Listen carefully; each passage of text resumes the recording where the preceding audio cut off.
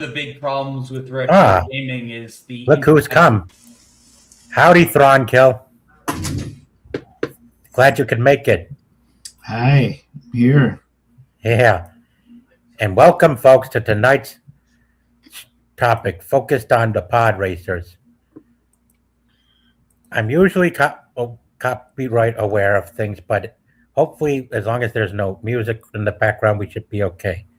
So let's give us a demonstration before we go over the racers and stuff, and maybe a couple more clips before we can, at the very end, once we come to the end of the stream, start ranking them. Let's go. Starting with Eldar Beto. Yep. This is one of the largest of the pods in the race, along with Mars Ghoul. And like all friends.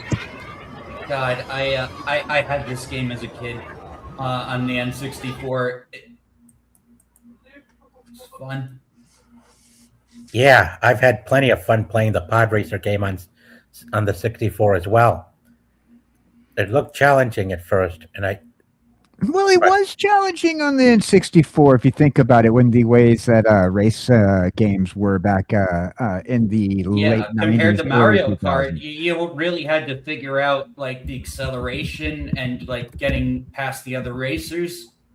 Plus, with the N64, you didn't have any other games that had pitch and roll options when it came down to flight simulator racing. So the LucasArts team, they really did some awesome work when it came down to engineering the gameplay for flight simulator racing, where usually with flight simulator racing, you had stuff that like Microsoft was putting out with their basic flight simulator games. It was mid at best, while Pod Racer, it was top of the line in 1999. Yeah, it kept you on the track the entire time too. I mean, it made it fun. Yep. Phantom Menace had plenty to offer, not just Jedi, Sith, and the Battle Droid. Pod Racing was also one of them, including spin-off games, various spin-off games, and movie games that are adaptations of the movie. You know, you can get the PC edition of Pod Racer for $1.49 right now on Steam, because they still have their May the 4th sales plan going on. Oh, that's interesting. Nice. I might have to put that on my son's PC. Yeah. This was one of the easier tracks because there was a lot more straightaways. Even though you had turns, they weren't like sharp turns. Yeah.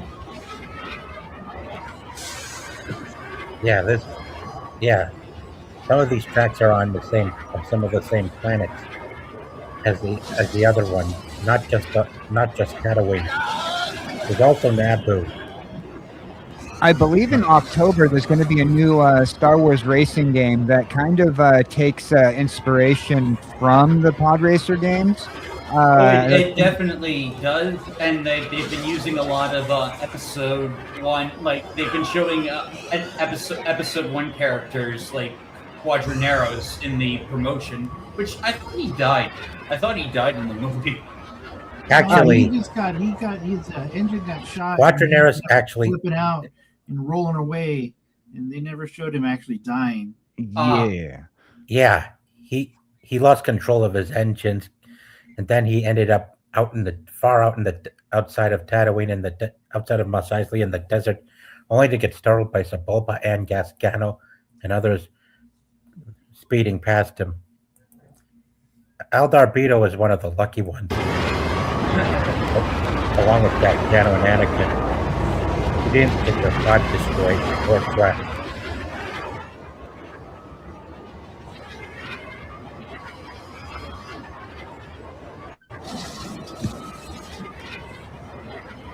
See, when I played this game, I would always go and I'd try to level up all my ships. I didn't do the tournaments as often as I did the individual races, because I was all about leveling up each of the different pod racers. I was too stupid to understand the leveling up and upgrade system. Like, I was just really getting into video games, so like, could barely read. Yeah. Definitely. In case we I come up still with was a able to unlock like some of the secret racers in the game, though. This was also one of the first games that you had unlockables, especially when dealing with the cartridge gaming system games. Yep. Yeah, and this one's a racer game.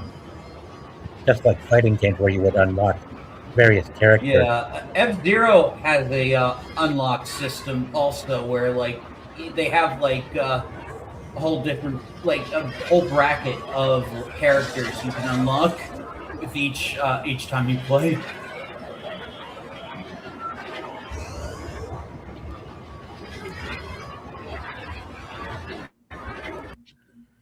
I had to See, mute this it. this was definitely one of those tracks that you were able to get your times, because if you wanted to go for time trial tracks, this is the time trial track to go for. Like I said before, Yeah, you a can lot of definitely get straightaways, down. less tight turns, and also I'm surprised he keeps on taking the main route. I'm getting aggravated with this guy who's racing right now because he's not taking the side routes, the little shortcuts. I love taking the shortcuts. Oh yeah, the shortcuts, like one of the staples of N64 racing games. Like, anyone play the Lego racing game on N64? I have not. That one I was played pretty it good. once. It was okay. Yeah. Yeah, 64 had a lot to offer once it takes you into the video game world by console. Yeah, thinking about it, there was like so many racing games on 64 besides Mario Kart and Diddy Kong. Well, the controller was really good for racing games. With that, a lot of people hated the N64 controller. Well, it's one of my favorite controllers on the market that ever hit. Yeah. That center piece where we had the Joy-Con. I'm an arcade gamer. I prefer a good joystick. And that just kept me into that cabinet mode, and having that joystick right there, prevalent to everything, it worked really good for racing games in the N64. A lot better than like your PS4 design, PlayStation design, where you have the two Joy-Cons, while a lot of people prefer that for flight simulator games nowadays. Yep, definitely. And now let's take a look at the guy who commandeers this racer. This is Al Darbido. I'm not sure I don't know what planet or world he's from, but he usually would have to unlock him on the snow planet on the first tier of levels. I think I saw that guy at Krispy Kreme Donuts the other day. Yeah. Yeah. He looks like a reptile that came out of an actual tree, actual leaf or something. This is his racer, which I showed you in the video, and man, is it massive with those engines. He likes them big and wide. That's what he likes. Yep. There was a whole thing. I'm not sure if you ended up seeing it. Pretty much a few years back. Neil deGrasse Tyson he likes to take apart sci-fi movies. He's not a big fan of the Star Wars series because he doesn't like magic. But he was saying that he took apart like each of the pods, like they showed off each of the pods, and he said why they wouldn't work or why they would work better. And Anakin's pod, first of all, we knew that Anakin was the not the favorite to win; he was the favorite to lose. His pod being homemade, the only thing aerodynamic about his pod was the actual sled itself. The turbines, the direction that the flaps were, as soon as they'd catch wind, those things would flop back and just destroy the entire pod, according to Neil deGrasse Tyson. The way it's built aerodynamically. Now, where you had like the big wide turbines like that, that'd actually be a better, more likely to win pod than Anakin's was. But then again, Anakin had the Force with him, right? So he was really cheating. Yeah, yeah, but Zabulba was cheating most of all. Oh yeah, Sebulba was cheating. Physical cheating, throwing wrenches at people, or using magic, Or Yeah, using his own, but- flamethrower from his own engines. But But even though the kid Anakin built didn't the even pod really himself, like so- have a grasp of the Force. Like it was like just innate. it was innate. But if you have like a psychic power and you don't know, even if you don't have a grasp on it, and you use it, I guess it's not cheating if you're not caught, right? Yeah. You also got to give credit to George Rubbing Lucas is for coming racing, up with the bro. design. Rubbing is racing. Yeah. You also I got to know, give like- George Lucas credit for the designs on each Yeah, racer. it seems like a lot of people, not a lot of people know a lot about the Force or like how Jedi work in the Star Wars universe. So like, yeah, it's pretty easy to conceal for events like absolutely. Absolutely. Now I like Sebulba's craft. I always thought it was wild. You know, first of all, look at that thing. Look at how much space that thing takes up. Yeah. huge. It's menacing too, especially when it's got his own weapons. Yeah, he wasn't, Sebulba, of course, wasn't actually born on or from Tatooine. He was actually from the planet Malastare, which is also a level that you would get to race on in the games. And well, I was also more introduced to his kind in the Clone Wars animated series when they were dealing with a Zillo beast that was threatening their home, their operations and stuff. Yeah, I think I read in one of the Disney books that like Malastare is like a really big racing hub. Yeah. Yeah, Malastare is one of those gambling planet type planets where they do a bunch of shit on. Yeah. Yeah, Malastare. Yeah, they after the Han Solo movie, they kind of like went into some extended universe on the Disney side. I'm not a big follower of the Disney extended. Oh yeah, universe. complete mess and stuff. Like they cherry pick a lot from the original EU, but like yeah, like a lot of the Disney. I have not followed it in years. I'm just saying, like when I was following it, I did. I think it was the Leia book. Which one? Yeah, Which Leia book? The one like the Claudia Gray one. I forget the name of it, but it was the one like it was supposed to be the Resistance origin, like when she gets outed as Vader's spawn. Oh. I didn't finish it. I preferred the extended universe pre-Disney. Pretty much everything Timothy Zahn wrote. Me too. Oh man. Yeah. As soon as Disney got a hold of it, quality didn't just go down in the movies; it went down in some of the merchandise as well. Well, let's just say one sentence changed, decanonized 90% of the extended universe. Where they know elimination of the Solo twins, because there was no Rey.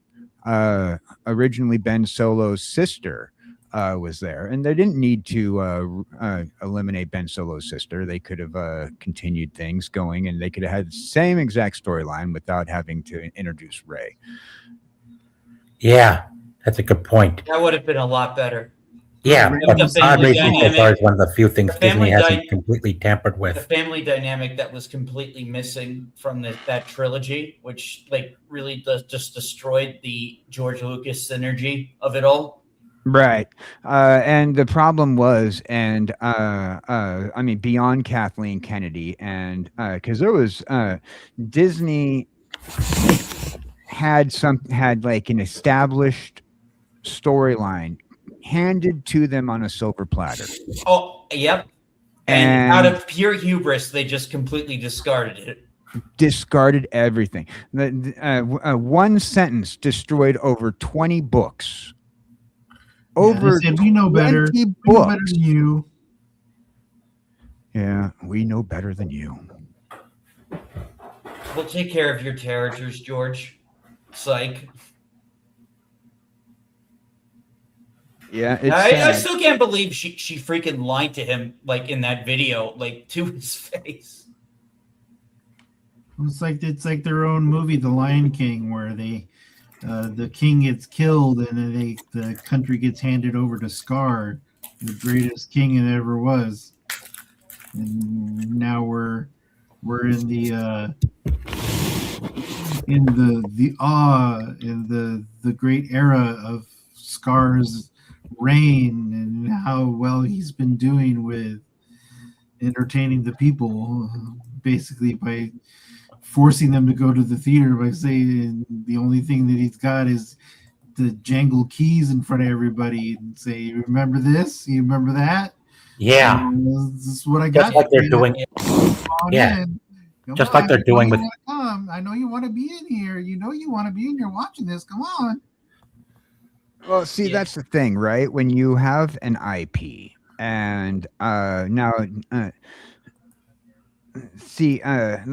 let's forget about the handover of the IP. But when you have an IP and you have an established IP, they have these things, and I'm actually going to be covering this on Friday, in a sense on a different topic. But you're given IP Bibles. These Bibles for your IP that has every character, how they connect to other characters, how the lore works in things, because you can't just have like a cinematic universe and not have it work a certain way, because you're going to have fans who keep track of every little detail, and when you get one thing wrong, you're gonna alienate not only an entire following, but you're also gonna ruin your own history. Now it's like, oh, but it's a retcon, but retcons change everything. I mean, hell, Disney retcon, Yeah, they do. like their own canon, like the Canon Jarrus comic, which was pretty good, introduced a whole new alien species, and like the Bad Batch completely decanonized that entire comic. Oh, it did. Here we go. Even my own screen name is a perfect example. It's like I made it as a joke back in 2009. And because no one knew who my favorite character was, like Thrawn, blue guy, who's that? Like, oh, he's from the books. Well, it doesn't even really count. Timothy Zahn's Heir to the Empire was great, and then they decided to do this thing with the Ahsoka Tano series. I was so upset.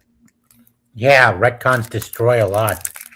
Now, Anyway, if they do World Between Worlds, and they decide to have this timeline jump or some sort of shift like they did with Marvel.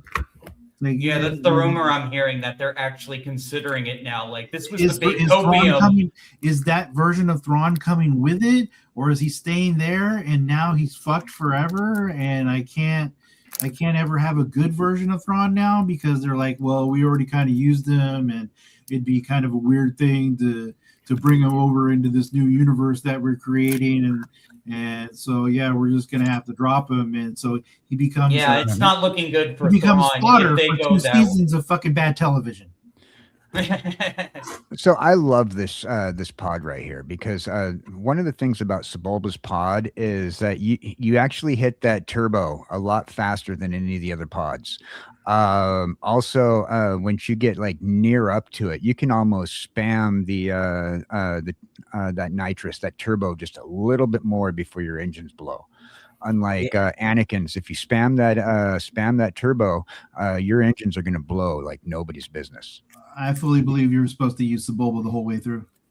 Yep, and this is him taking the lead with the player under his control in Malastare. That's his home world. This is actually a very hard track because it's got all those pretty much U-turny sharp turns. Definitely. I could never play this track with Anakin's pod. His turns are too wide. Yeah.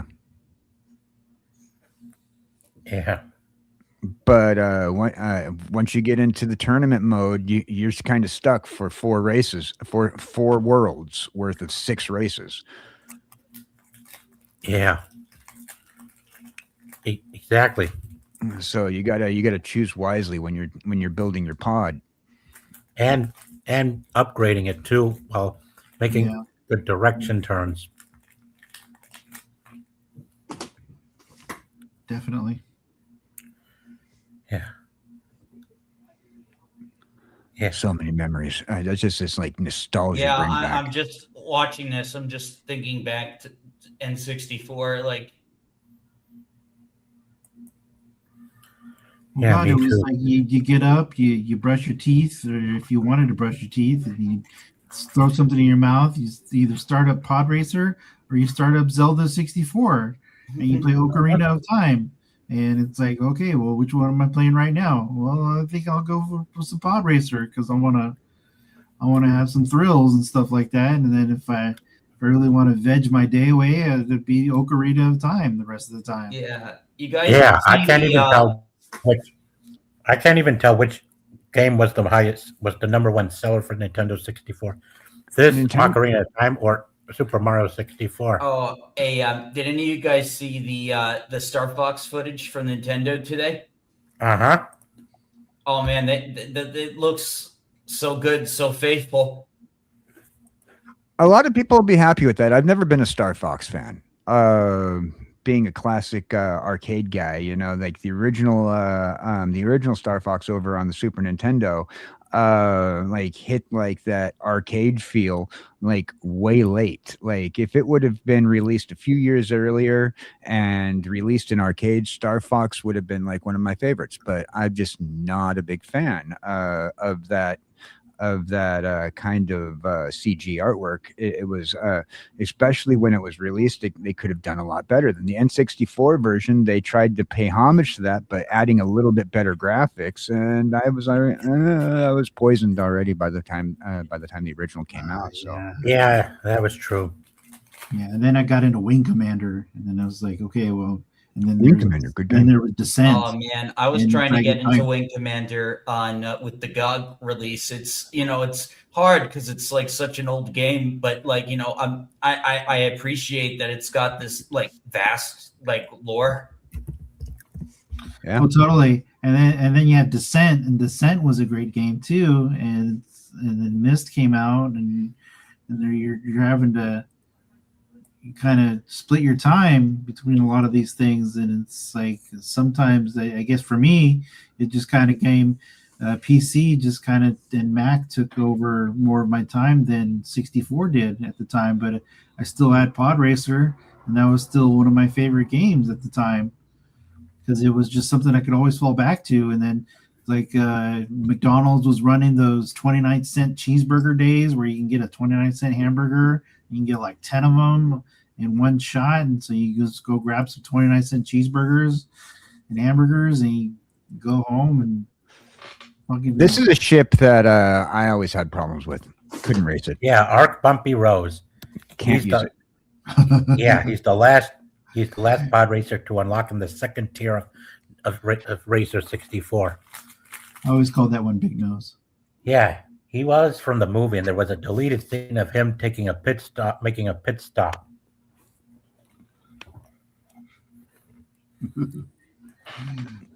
Yeah. This ship is that pod was just unusable. Yeah, Well, where can you Strange, too. maneuver it through, man? I mean, it's gigantic. yeah, but let's check him out while we're. Yeah. Wow, these ads can be annoying too. Yeah, I always shout out, no free promo, no free promo. Yeah, no free promo indeed. What's Yeah. she selling anyway? Wix and All right. vaping, huh?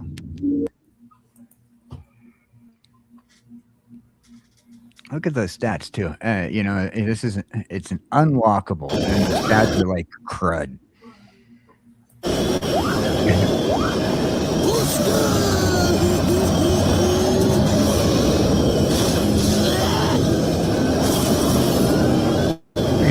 unmaneuverable.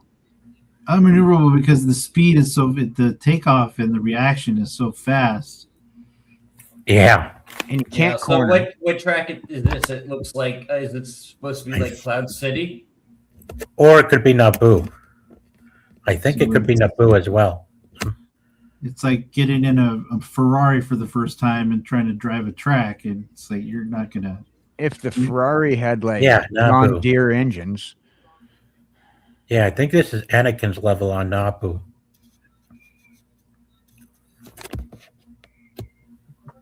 Yeah. Yeah, this one's one of the most unusual.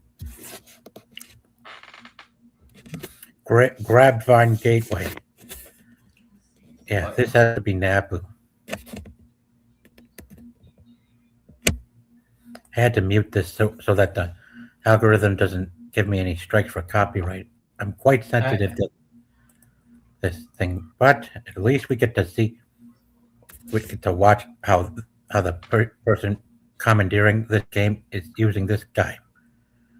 so funny thing about Pod Racer, the N64, the music to the game didn't show up until you were on your last lap. It was all like that was on the N64 version. But if you play it on the computer version, the music is throughout the entire race. Was that like a glitch? No, well, they say that it was what the gameplay capability was for the when dealing with what the N64 was capable of doing, being on a cartridge system. And the same thing with the N64, you had to have that booster pack to help with your graphics. Oh, the expansion pack, yeah. So, was this an expansion pack game? I can't remember. This was, yes, to have better graphics. You had to get that little boost, the jumper pack. Yep, the little thing in your console. Like my father actually found my N64 and all my games recently. I'm very happy about that because, like, it's like, it was my first system. Oh. Yeah, it was one of my first as well, along with the PS1. I guess I'm the old guy here. Like No, Atari 2600. Well, I'm probably old. My first system was an Atari, so don't. Oh, there we go. Yeah, I'm probably the youngest on the panel. I don't feel bad. Left is my 64 GoldenEye cartridge. That's all I got left in my. Oh, nice. Yeah, when I was on panel with Harris last Saturday, he was taking out that he was talking about he had a GoldenEye cartridge. He was talking about physical media. We were talking about the PlayStation DRM. He kept pulling out that GoldenEye. Facing the wrong way. You're facing the wrong way. Oh no, bro. Good thing this is just a time attack, but still. Like I said, this ship is impossible. You can't use it. It's unusable. It's made for people who really can memorize the track better and know where their turns are. I had no idea this game was so intricate. Oh yeah, some of the tracks, like particularly this track, it had a lot of jump throughs and shortcuts in this track. Oh yeah, that's right. You can actually damage your engines in this game. Yeah. I remember this. You could damage your engines by hitting that nitro too many times. If you hit the nitro when it was in the green, you were good. If you hit the nitro when it was in the red, it'll give you too much and you can blow your engine. If you spam the nitro too many times before it hits that green marker, you end up blowing your engines. Yeah.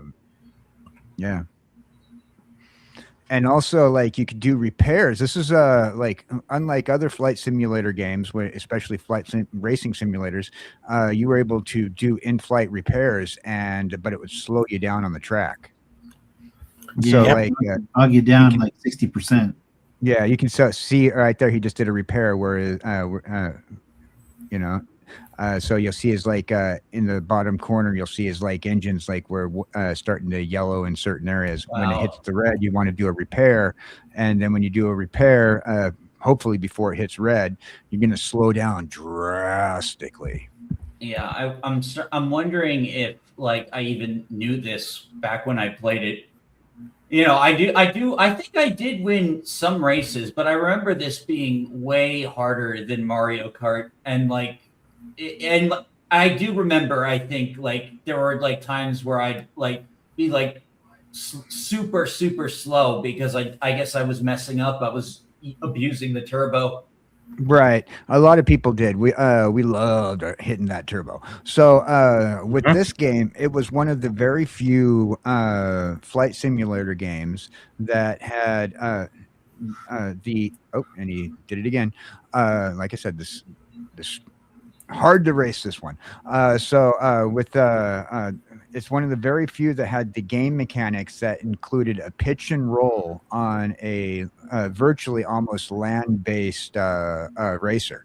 Now, even though he's flying as a flight simulator, you are so close to the ground. It was almost impossible for you to do pitch and rolls, let alone with in flight simulator games at all.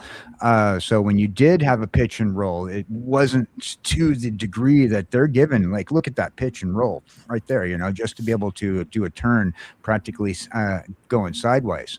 And this was very advanced for a cartridge game in 1999. And mind you, this game came out they released this game the same exact day that the episode 1 movie came out. Really? Wow. Released on the same day. Amazing. Part of the promotions. Now, if there's anything you know about George Lucas, he liked releasing. Oh, his he loved product. his promotions. I know. He liked- I know that. This is A New Hope. The toys released 1 year prior to the movie coming out. Amazing. Well, I sort of. What I know, I didn't really like start like really watching the Star Wars movies till episode 2, but I remember the marketing campaign for episode 1, like the commercials for it. Darth Maul was everywhere, Yeah. and of course there was this game which I had, even though I didn't see the movie until Yeah. much later. Yeah. This game was groundbreaking. No other game on the market had what this game had. When talking about cartridge units, it wasn't just for like less than a half a year later when PlayStation came out and started blowing the N64 out of the market. So, Yep. Here's the next racer that we're going to cover. Wan Savage. Oh, it looks Yeah. like he has fans for engines. Yeah.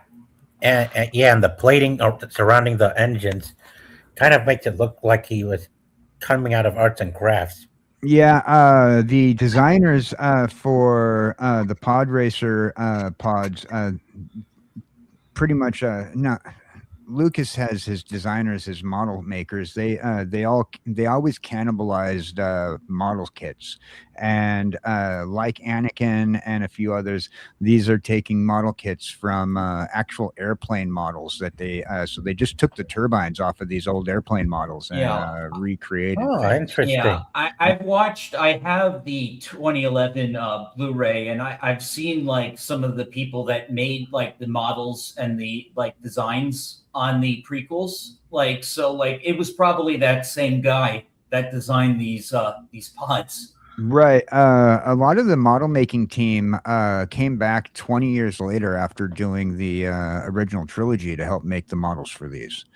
I think Anakin's pod racers, his pods were like a Rolls Royce engines or something like that. Oh, that sounds like George. Like he loves cars. Yeah, they had I think it was the actual sled that was modeled with after the Rolls Royce. Yeah, George Yeah. Lucas is such a big car nerd.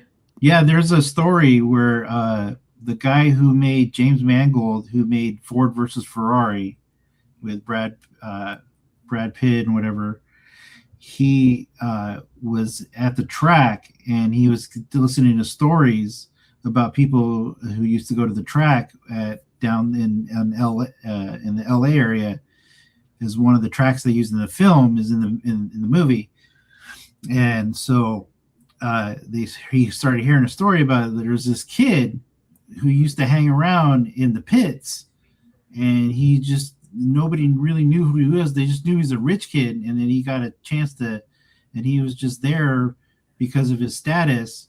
But he would always pick the driver's brains and ask them about everything that's going on. He wanted to learn about racing, and he wanted to learn about all the cars and stuff like that.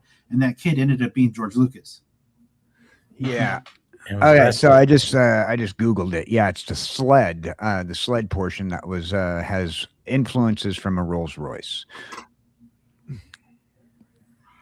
Yeah, that too. Now you can see right here in like how his ship is with the turbines right there, the turbines themselves. Now imagine like taking an old World War II bomber and putting those on the wings. Those are just model pieces of a model kit from World War II. Yeah, World War II bomber model kit, and then they just like cannibalized other model kits to make it. Yeah, that too. Yeah, those are bomber B-52 bomber like from World War II turbines cannibalized. Yeah, made from scraps for each pod, I assume. You know, so they had a history of that, and the entire Death Star sequence that run through that they film when they're going through the pit and Luke's going to shoot into that little port. Now, that entire Death Star sequence was all model kits just glued together just to look like something, and they spray painted it gray. Phenomenal film work. Ordabana. Yeah, is that the name of a planet or a city on Bespin? Because this is the place where you would go to unlock Wan Savage. You know, who looks like an ostrich with tropical leaves growing around his head and his shoulders. The current record holder for this track is Bullseye Nabwa. Yeah.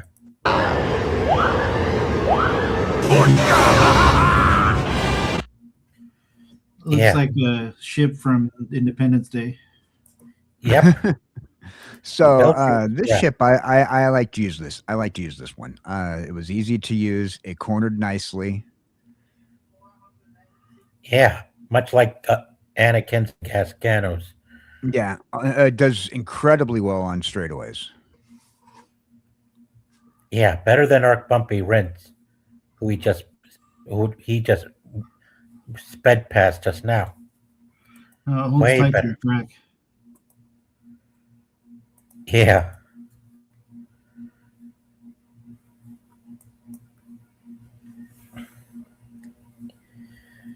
Let's see how fast he can run.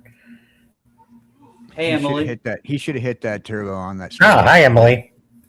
Hey, Emily. Hello, Emily. Yeah, she was one of my first guests on panel since I started back in 2024. Right on.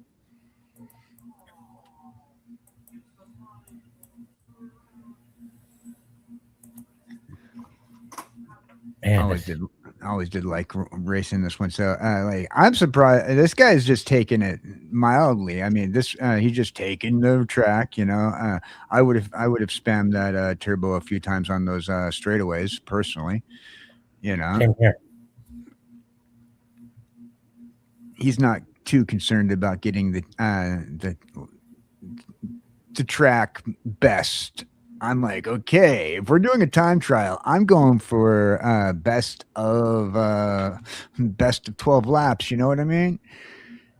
Yeah, there are 12 racers and 12 racers. I would, I mean, of the 3 laps, I would have gone for the time trial and just go for the ultimate. Like he could have hit this, he could have spammed that button and he just let it go.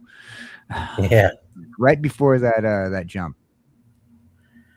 Yep, and the theme and the music for this track is the same as the one that you would hear when Qui-Gon and Obi-Wan engaged a gang of battle droids in the Naboo hangar just before taking off for Tatooine.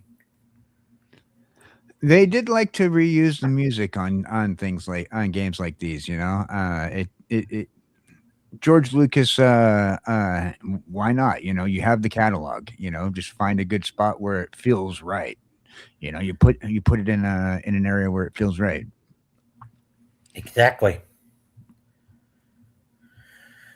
Yeah, Land Savage is definitely one of the most balanced pods in the game. Maybe not be one of the sturdiest, but one of the most well handled.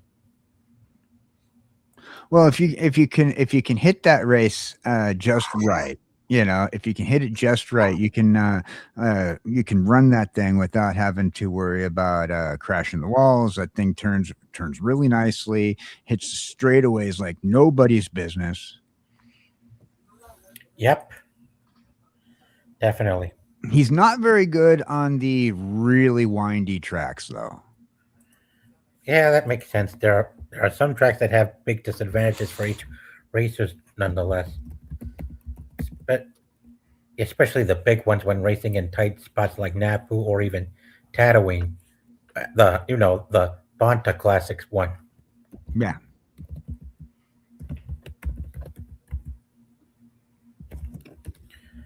Anyway, well, yeah. Make sure you subscribe to my guest too, folks. Yeah, thank you. Thank you. Sure thing. Yeah, I'll definitely I will probably get the new Star Wars racing game on Steam when it comes out. Yeah, it'd also be great if I got one of the older consoles and and did game streams off of them as well. Yeah. It's hard, especially I have a couple of retro systems in my setup. I got a Wii and I got a PS2, and I have an HDMI converter that doesn't really work too well because it still doesn't work the picture quality on the TV because Yeah, I the just had TV to is buy a new one of those too for my Wii. Yeah. Get that to convert to HDMI to play it on your flat screen. Yep. And here's Rex Terrell, the racer who crashed and died inside the cave on Tatooine. Yeah. Yeah, this is him, and this is his racer. See, look at the size of those turbines, and then you have like his little tiny sled. Yeah, doesn't look like it was very well designed. Like it just See- like when you have like your engines like bigger than like your actual craft, like you're just like you're like a base. You like Yeah. Cadillac? What do you want? Yeah, Yeah, kind of like that. It is Which a is the- Cadillac, but at the same time, at least the Cadillac, you had like just like a big enough cockpit to like go. Okay, if we're gonna crash, I'm gonna fly through several layers of seating, and Yep, he crashed all right. As long as he had full grain leather in that thing, man, that's all that mattered. Yeah. right? Yeah, and the front of his turbines took most of the hit once they crashed inside. They collided with a stalagmite and blew up. Yeah, Anakin was tailing him before he got himself killed by that big stalagmite, or that formation of rock that was inside the tunnel. Yeah. Yeah, it's also they also had these miniature versions of pod racers and some that are Lego as well. Yeah, For those the are pretty character. good. I had a Lego Qui-Gon Jinn once. I did enjoy my Lego Pod Racer sets. I built the crud out of them, and I even I was when I got some of the Lego sets, the Pod Racer sets. I'm like, they could have done a little bit better. So I upgraded my Lego sets by by taking them. Okay, really to make it more film accurate, needed this piece and that piece. Yeah. Yeah, there's a lot. Yeah, they have plenty of that stuff to build. See, I felt it very much when you saw all of them and they showed you in episode one and they showed all the pod racers lining up and they kind of like went kind of like slowly kind of like did a pan over every single pod, right? And you're seeing like, okay, comically small guy with like the largest turbines on his pod, and then you have like one guy who's rocking like uh, uh he's big and fat and has like nothing for turbines. Then you have like Sebulba. You knew he was that dung was absolutely going to be rocking like the not Cadillac, like the Corvette of all of them, you know. And you're like, yeah, that's the money card. That's the money card, the money pod right there. She gets Yeah, here's his family. That was cut out from the theatrical version too. Well, you don't want to show. For good reason. That's You a don't- little too much. Yeah, because he died. Yep, because he died, and he feel that would be so emotionally painful for folks to bear while watching the rest of the film. Well, also, you had like you had some stuff in like NASCAR with Dale Senior. Not too long before that movie was released, where he died during a race, and you kind of don't want to show that that kind of stuff with the history going on at the time. The public relations didn't look good. Fox being very particular also at the time about what they're going to show. Yeah, that too. Fox was in charge of the distribution rights. Yeah, and then Fox owned the distribution rights. Right up until Disney bought Lucasfilm, they no longer had the rights to the. Well, they ended up Disney ended up acquiring the Fox with all their distribution rights. Then you had George Lucas announcing his retirement. Yeah, every time, boom, every time. Yep, Yeah, crashed again too.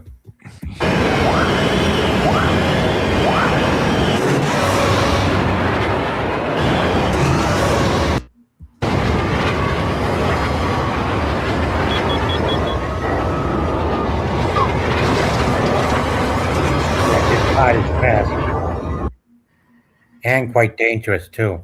Yeah, Oh man, but- the engine sound so good. oh yeah, they had some pretty good audio effects.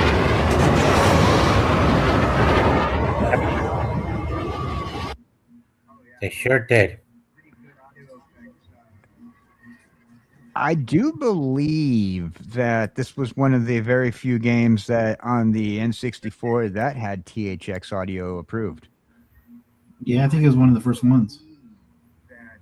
Yep.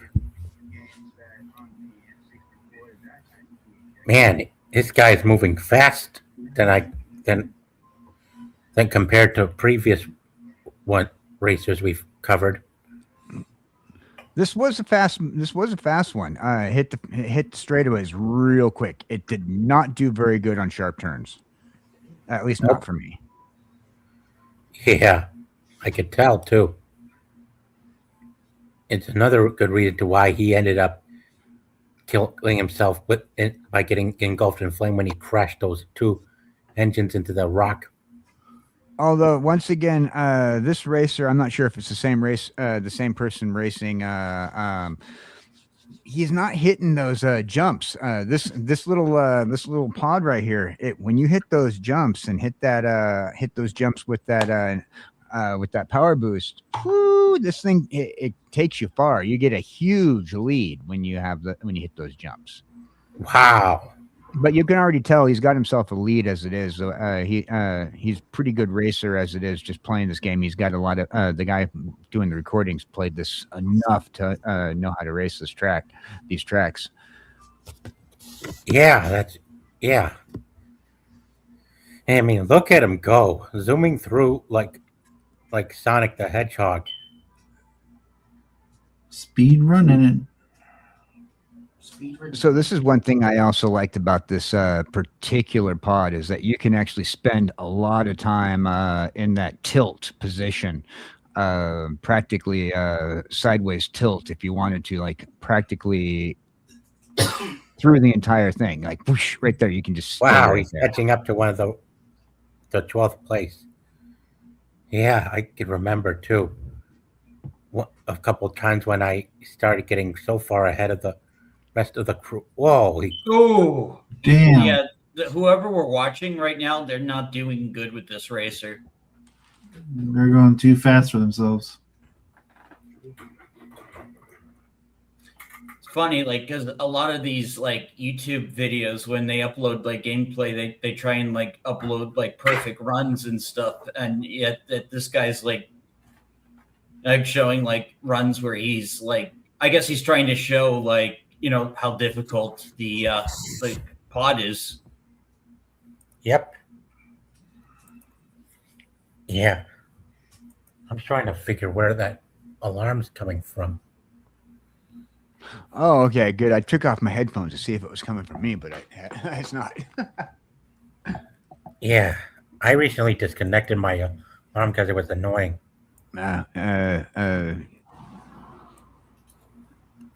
Nothing a new 9-volt battery can't fix. Those ceiling birds can be quite annoying. Yeah. All It right. became a meme like last year. Like everybody was purposefully adding them to their videos because, well, of the coverage that they were doing. Because it's how you know I'm from for real and I'm from the streets. Here's Clegg. Right? Yeah. Now we come to Clegg Holdfast. Another hard one to use. Yeah, big one. It's like an evolved version of Rats Torell's pod. When you just by adding cylinder-shaped engines at the back, just like you got at the front. Yeah. Yeah, they say it's the biggest one in the game. And pod in the whole race as well. There was also a deleted thing where Sebulba killed the guy. It looks Right. like something somebody made in Breath of the Wild. Yeah. You mean Like all Tears of the things. Kingdom? Or Tears of the Kingdom, yeah. See, I would like if they ever do a revamp of these games. Not only should you be able to get the ships that they have that already there, right? The legacy ships, the legacy pods, right? I would like for you not instead of having to be able to upgrade the legacy pods, I'd like for you to design your own pod. Like, okay, you know, I want this turbine setup. I want this sled and be able to like put on add-ons to the sleds, like you could like with a lot of the auto racing games now. You can like take Yeah, you go through, you get a menu, and you get like 3 choices for each category. yeah, you can, you know, and like There was so a- like there was a smoke alarm outside my apartment. It was outside in the hall of my apartment, the smoke alarm. Yeah. we found the bird. Tell them they, Yep, they can't. that I they did. can't- Tell them And they can't. speaking of grill. bird, Clegg Holdfast kind of looks like a bird. You're supposed to put the grill outside. Yeah. Yeah. Clegg Holdfast. Before we. Yeah. Let's check. Yeah, here he is. See this guy? Dude's a Kind pimp. of looks like a bird. But it's more. There's more part of his with it, but his beak looks more part of his skin than it does with, you know, like an actual bird. He's, Yeah, I a- got you. He's a war hero. Yep. Yeah. And there and there he is. His engine right behind Rats Torell's. You can see just how big it is. I mean, look at those pipes that are connected to that front turbine. Man, it's like a metal. Yeah, full heavy metal. It's a lot of juice. Yep. And a lot of energy for speed, too. Yeah, Anakin went past him as soon as he caught up, but then Holfast in the scene got past him somehow. And at the second lab is where which was in this deleted scene, is where he was taken out by Sebulba with the flamethrower. Way worse than what he did to Mahonic. See that? Hope I Is that don't. their deleted scene? Yep, and that's the flamethrower Sebulba uses to attack his rivals with. Oh, damn. So Would have his- been. He didn't use that on anyone else, did he? Not that I know of, but So Oh his- wow! So yeah, the deleted scene. They should have kept this. So his Yeah, gear they is- should have is kept big it in enough- the his gear movie. is big enough to hide cheat devices, or is it just part of the exhaust? You think that he's able to use I think in that fashion?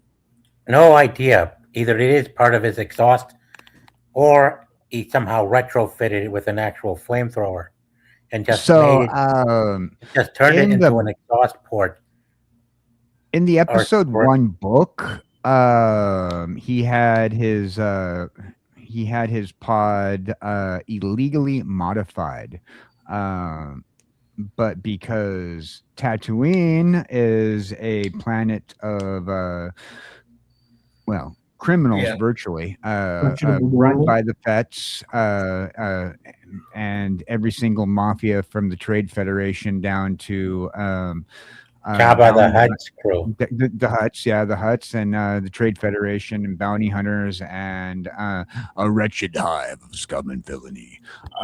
Pretty much, when it came down to it, they didn't really care to check the pods. After all, the Tatooine Boonta Eve pod race was considered the most dangerous pod race of all of the racing circuits. And they even mentioned that too in the movies and in the Yeah. books as well. So when it comes down to Sebulba's ship being modified, it wouldn't have mattered anyway, because he didn't have to have it checked by any kind of racing organization, so to speak. Where if you were on a gambling planet, that Yeah, would have been a different subject altogether, because they want you'd want the house to make money, where in this case scenario, no holds barred on Tatooine virtually when it came down to the pod racers. And as I said, the books described his Sebulba's pod as heavily upgraded with illegal modifications. yeah, definitely illegal. Yeah. Yep. Yeah, and here we come to Anakin. Yeah, who later became a Jedi and a Sith. Yeah, Anakin's pod is probably the most famous pod. I think this is the one I played as the most.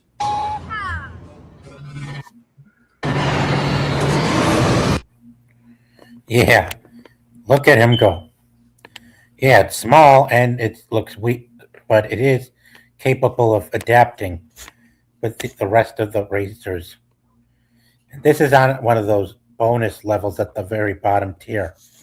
Here of I the- think most people wanted to play Anakin's pod the most for only one reason. Everybody like when you're playing a game, right? You have your choices amongst all these other pods that are kind of cool, but when you start off, you're like, yeah, I'm playing the hero ship. I'm playing the hero.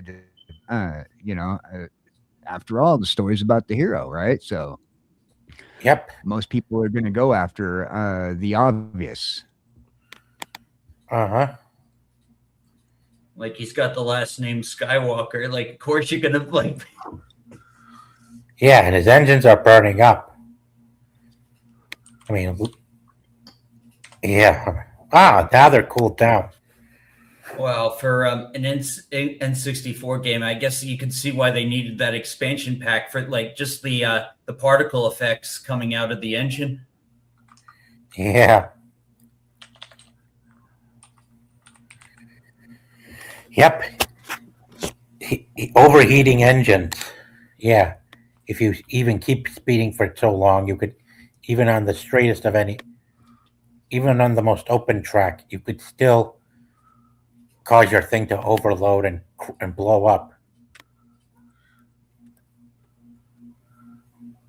The new game that's coming out in October is called Star Wars Galactic Racer. And there is a lot that is. It looks like it's practically a modernized clone of Pod Racer to a certain degree. It kind of is. They probably are borrowing a lot. Like they've done that. Like with those games, they probably are like studying the original and just modernizing it, like making it like, because now like, and they of course like have like other racing vehicles, but I'm sure like it looks like they do have a bunch of different pods you can use. Some of them look like they're straight from episode 1, like some of the ones allegedly we they do at. have some some of the pods from episode 1 allegedly in it.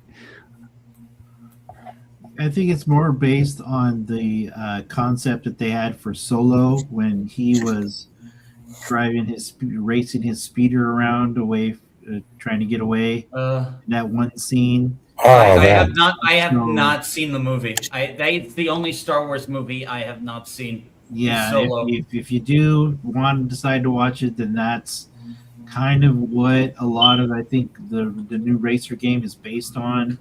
Where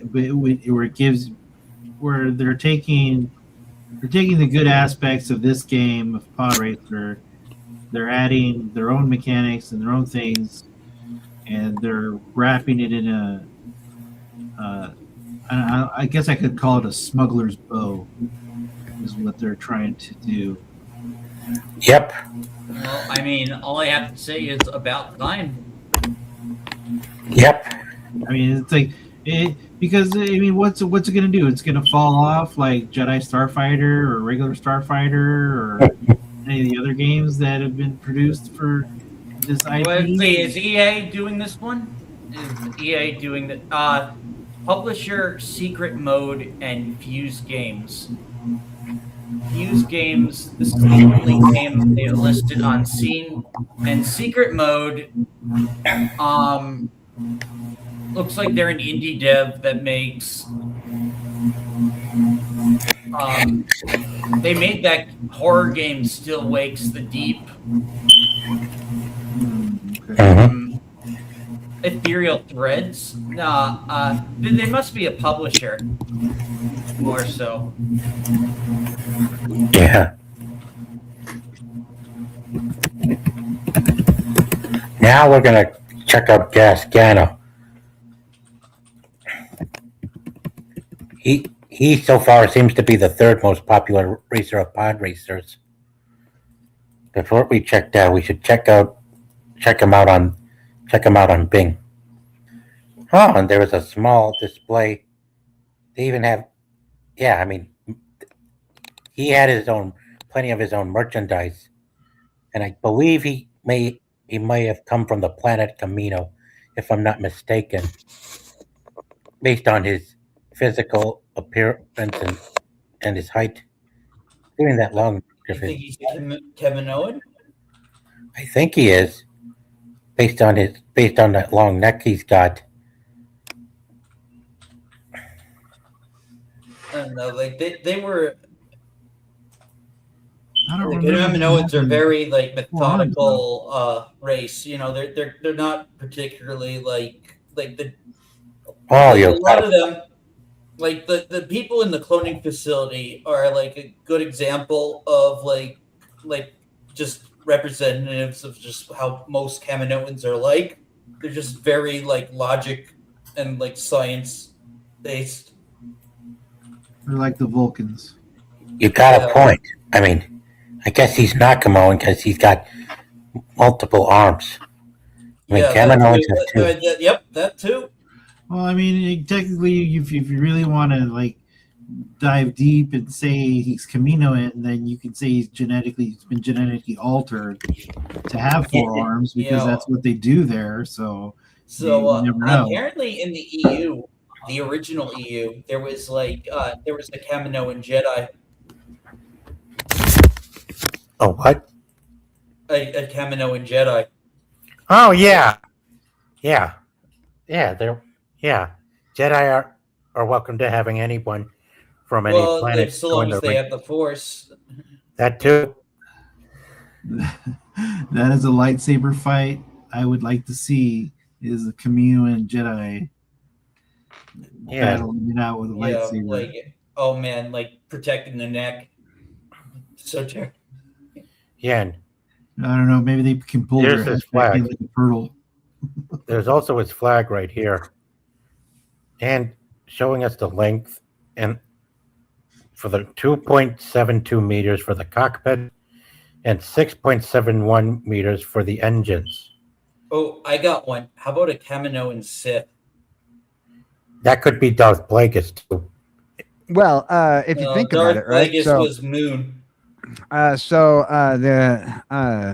cloners,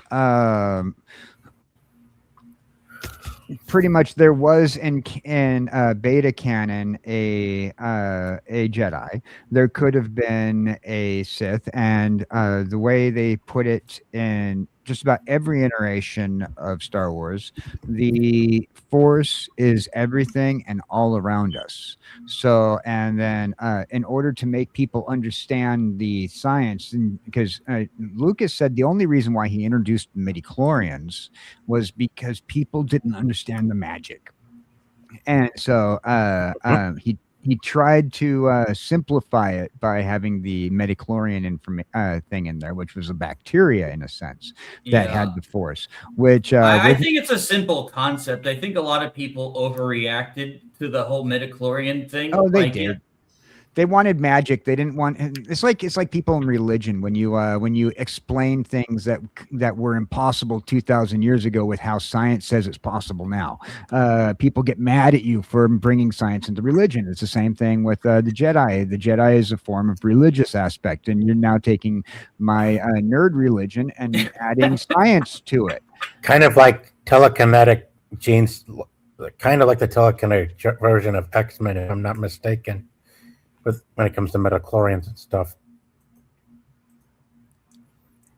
if you compare that anyone who has midichlorians to mutants from X-Men, yeah, it's kind of like that, but only with the power of the Force, nothing else, unless you're able to use it to control and manipulate anything and everything. All right, let's check out how players do with Gasgano before we move on, and pray we don't get copyright strike because I'm quite weary. And believe me, some people who find me boring don't understand how cautious I am when it comes to playing certain video clips and things, especially with everything YouTube has going on right now. Oh yeah, absolutely. You absolutely got to be cautious with that kind of stuff. So in the private chat, if you guys end up towards the end, you want to check out Galactic Racers. I posted the Steam link for it, which has a video regarding Galactic Racers. All right.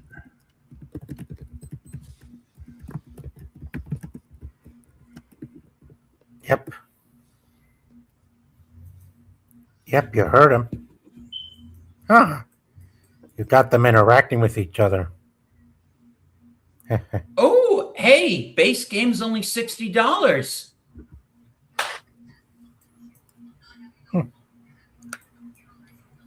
No, I mean, like, that's very nice.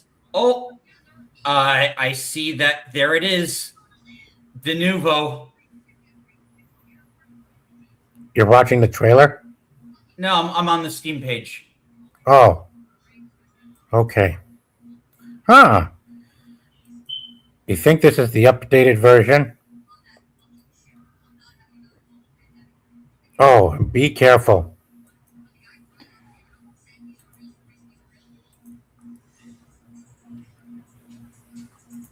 All right.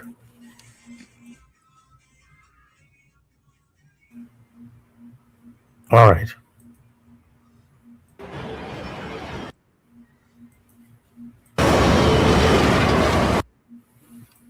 Yeah, better keep the music off. Yeah, I remember Anyway. this track. It's like one of the only tracks that's like kind of in space. Yeah, Gascano is in this one is racing against a pot racer that doesn't exist in the movies, who wasn't seen in the movies. There's said to be 6 of them, and that big one right on the right is one of them that doesn't exist in the live action films. Some of them, yeah, there are 6 that were made from scratch for this one, and a couple new ones made from scratch for the sequel called Racer's Revenge.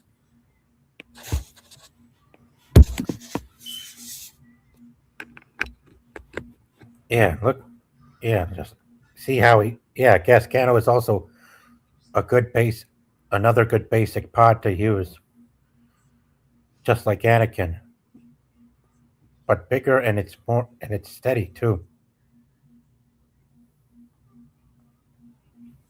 This is on a planet that's quite dark and barely exists.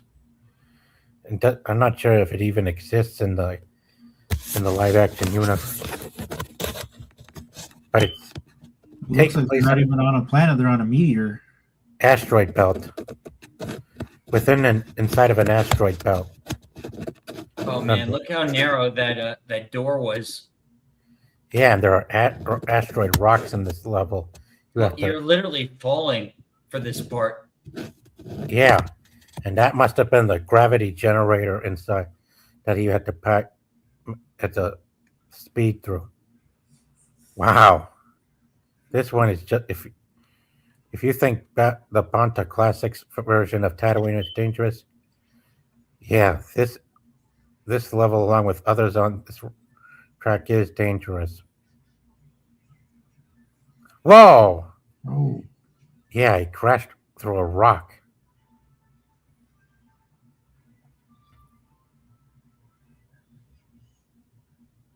Oh.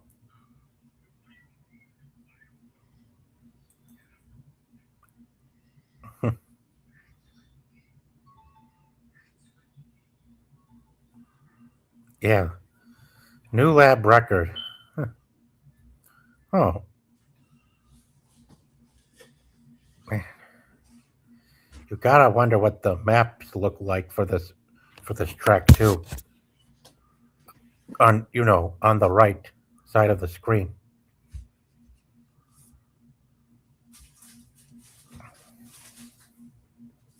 Yeah, LucasArts had to have taken their time coming up with the designs for each of them, for each map inside Racers.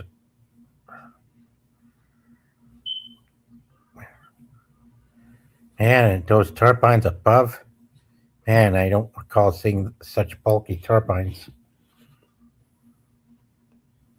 Unless those were just gears.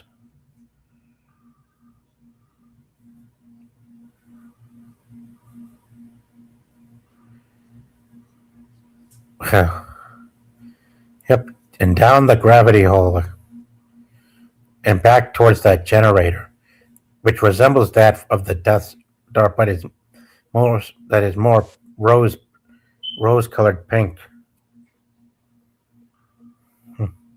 Energy turbines. Wow, you gotta. Wow. Whoa. Huh. 3rd place. Wow.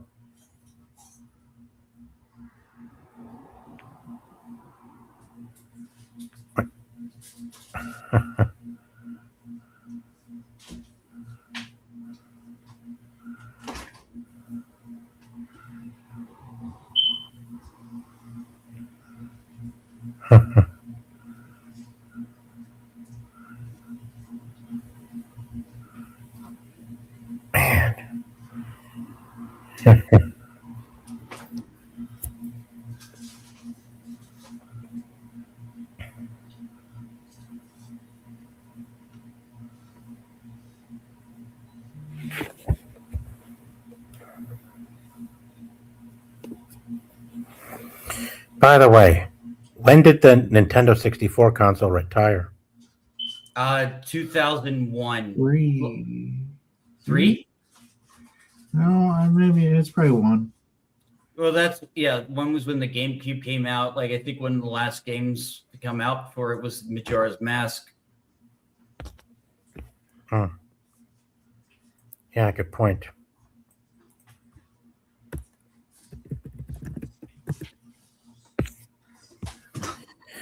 Yeah, I ask mainly because Tekken came to mind.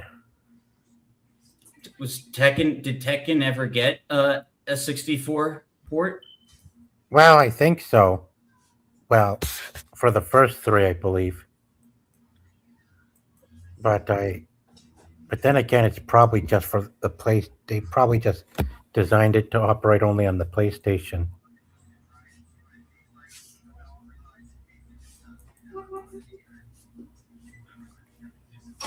Kind of hear something in the background. Oh.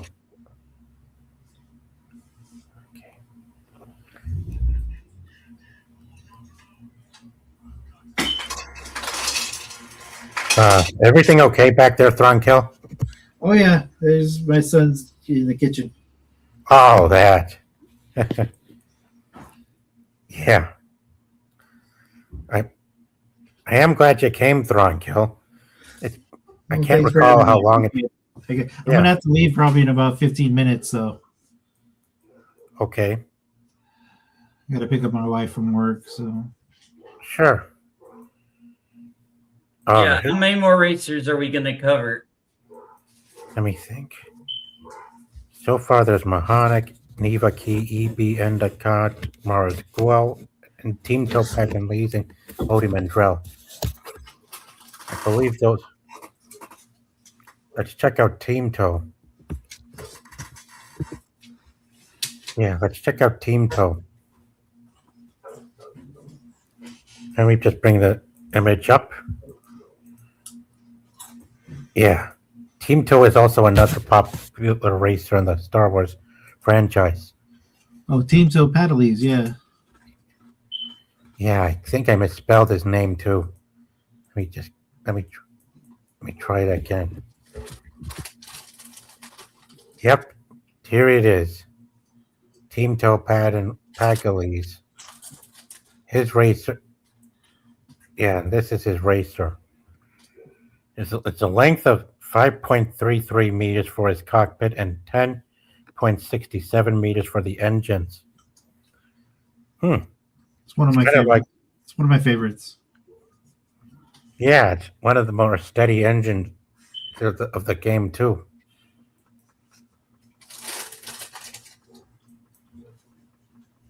And here's his cockpit.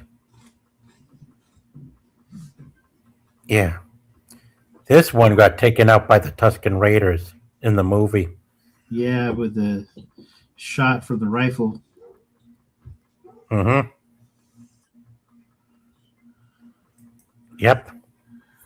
Yep, Team Toe. Like how the race was so shady, they just like did nothing about those snipers. Yeah, I know. Exactly, and that's why it's another reason why the pod racing is considered dangerous, because there are no rules. They just consider them they're like soccer hooligans. Definitely. And navigate at your own risk. Yep, Team Toe. Yeah, let's check Team Toe out.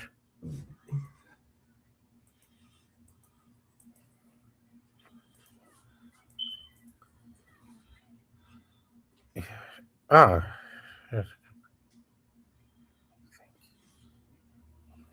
Ah, yeah. Here, let's check him out.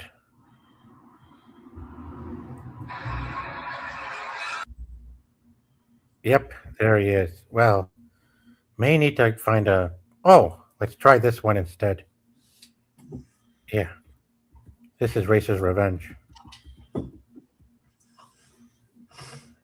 Yeah, Team Toe was one of the racers that made it back for the sequel to episode 1 Racers.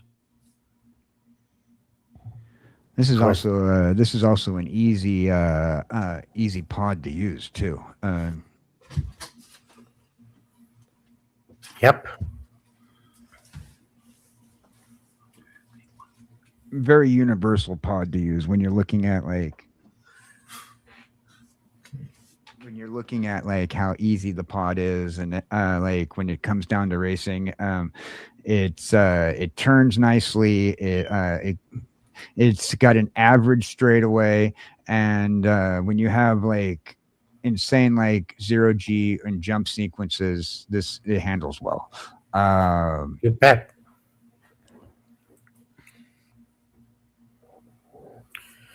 Oh, and I think there's also Bulge Roar to cover too.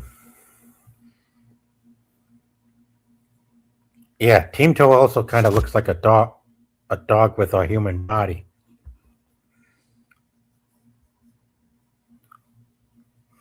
He was That trying was to one of also, the things. That was one of the things that Lucas was pretty good at when coming up with using with the Henson character builds and everything. They tried to make the aliens not have like a uncanny valley feel. They wanted something to feel like it'd be like in every realistic universe when it came down to the characters, down to the way they would move, even if they were using CG characters or puppetry. Oh Or- yeah, or both. like I remember going over like Watto's design. They imagined that like he might be like semi-comprised of helium, which is how he's able to like keep like flight, like with those tiny wings. yeah, definitely.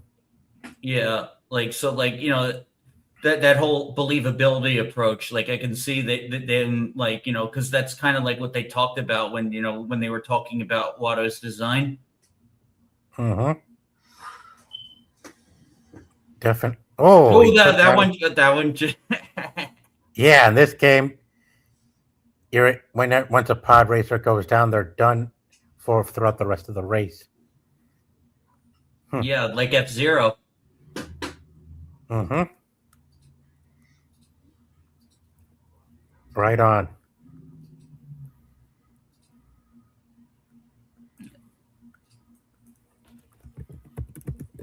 It'd be cool if Nintendo ever brought back F-Zero. Same here.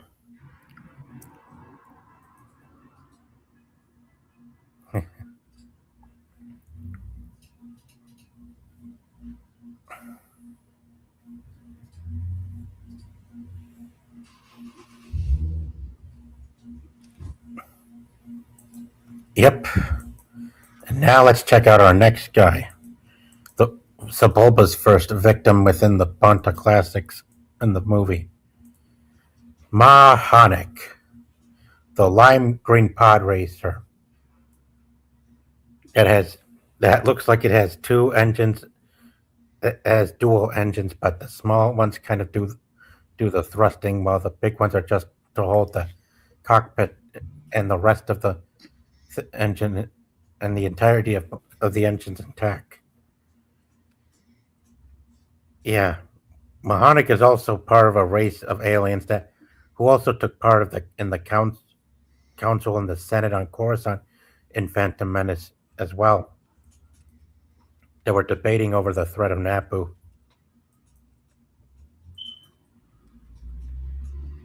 And can't tell why George Lucas chose it. Well, man, if only there were plenty more merch for Mahonic and stuff, that would have been great. Yeah, these are all this shows every racer that appeared in the movie. Oh, all right. Here on next. What's up? No, I just like the way they said his name in the movie. Yeah. Oh, check this out. I believe this is the guy that played Mahonic in the movies. Wow. For once, we get to see something from behind the scenes. I mean, look at this. This is from behind the scenes set of the Phantom Menace race. Behind him, you've got Clegg Holdfast's vehicle, which was built out of various parts that Lucas and his crew had to come up with. And gosh, if That's the guy with the triangle head, right? you bet, He the had three-eyed tried- alien. Yeah, that three-eyed alien. Yeah, I really liked this ship. Aerodynamically sleek, even though technically there's no way to see what's going on in front of you with the way that ship was built. You know, it was a pretty good ship. Hard to Yeah, hard. I don't remember this character. It doesn't turn very well though. It's really good for straightaways. Another one that was really good for straightaways. Yeah, good point. Which is probably why he was easy for Savolpa to crash into the canyon, into those mountains. Maybe And, that's why I don't remember him. He had a good jump start because of the size of the turbines, but he'd also overheat real quick, and he was easy to blow the engines. So you had to be careful with that one when you're racing with him. Definitely. Let's check him out. Yeah, let me just get the screen up and check out Mahonic. Yeah, so Boba crashed him into the mountains, and it's pity he destroyed those engines. But here, yeah, quite fast too. Wow, really fast.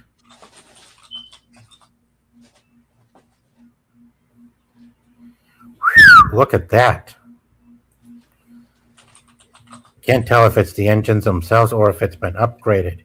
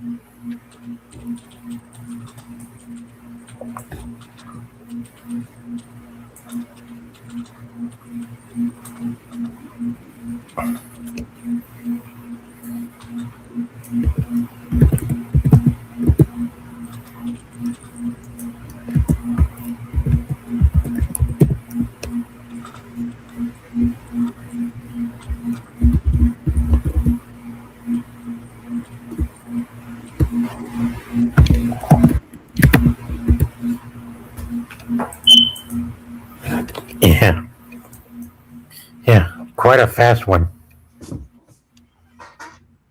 Whoa, crashed a rock. Yeah, he's been crashing rocks. And that'll be Mohonic for you folks. But now let's go for our next one, who is actually a lighter blue color racer, known as EBN Endicott. Now, this one definitely has fins that make it look like it's almost like triangle shaped when you look at them from the front. And quite impressive.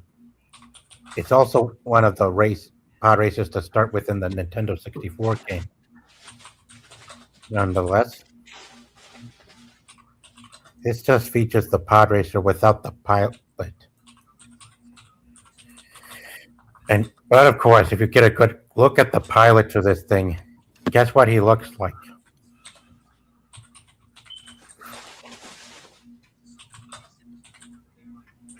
Right here. I think I remember this one. He's Yeah. ugly. He's ugly. Looks like a vampire bat without wings. Looks like Bobby Elbows from Sons of Anarchy. Yeah. Yep.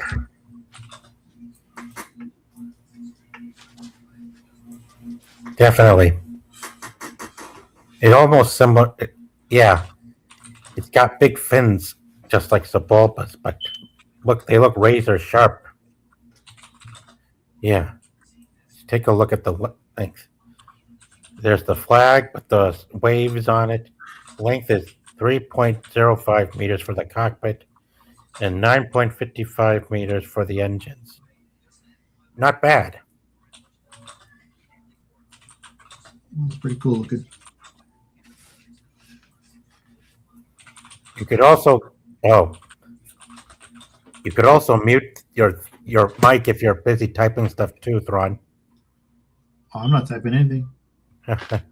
Oh, sorry about that. That was me. I thought I did mute. I was actually trying to find something regarding one of these characters.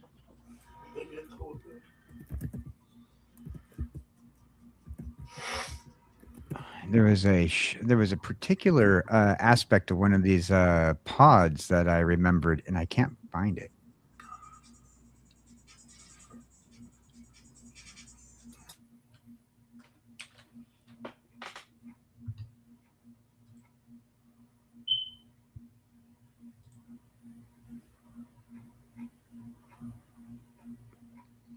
Because you had said something that reminded me. And for the life of me, I like. There's so much content out there on this game that I like trying to find the one thing to send you a link for, and I just. Oh, no problem.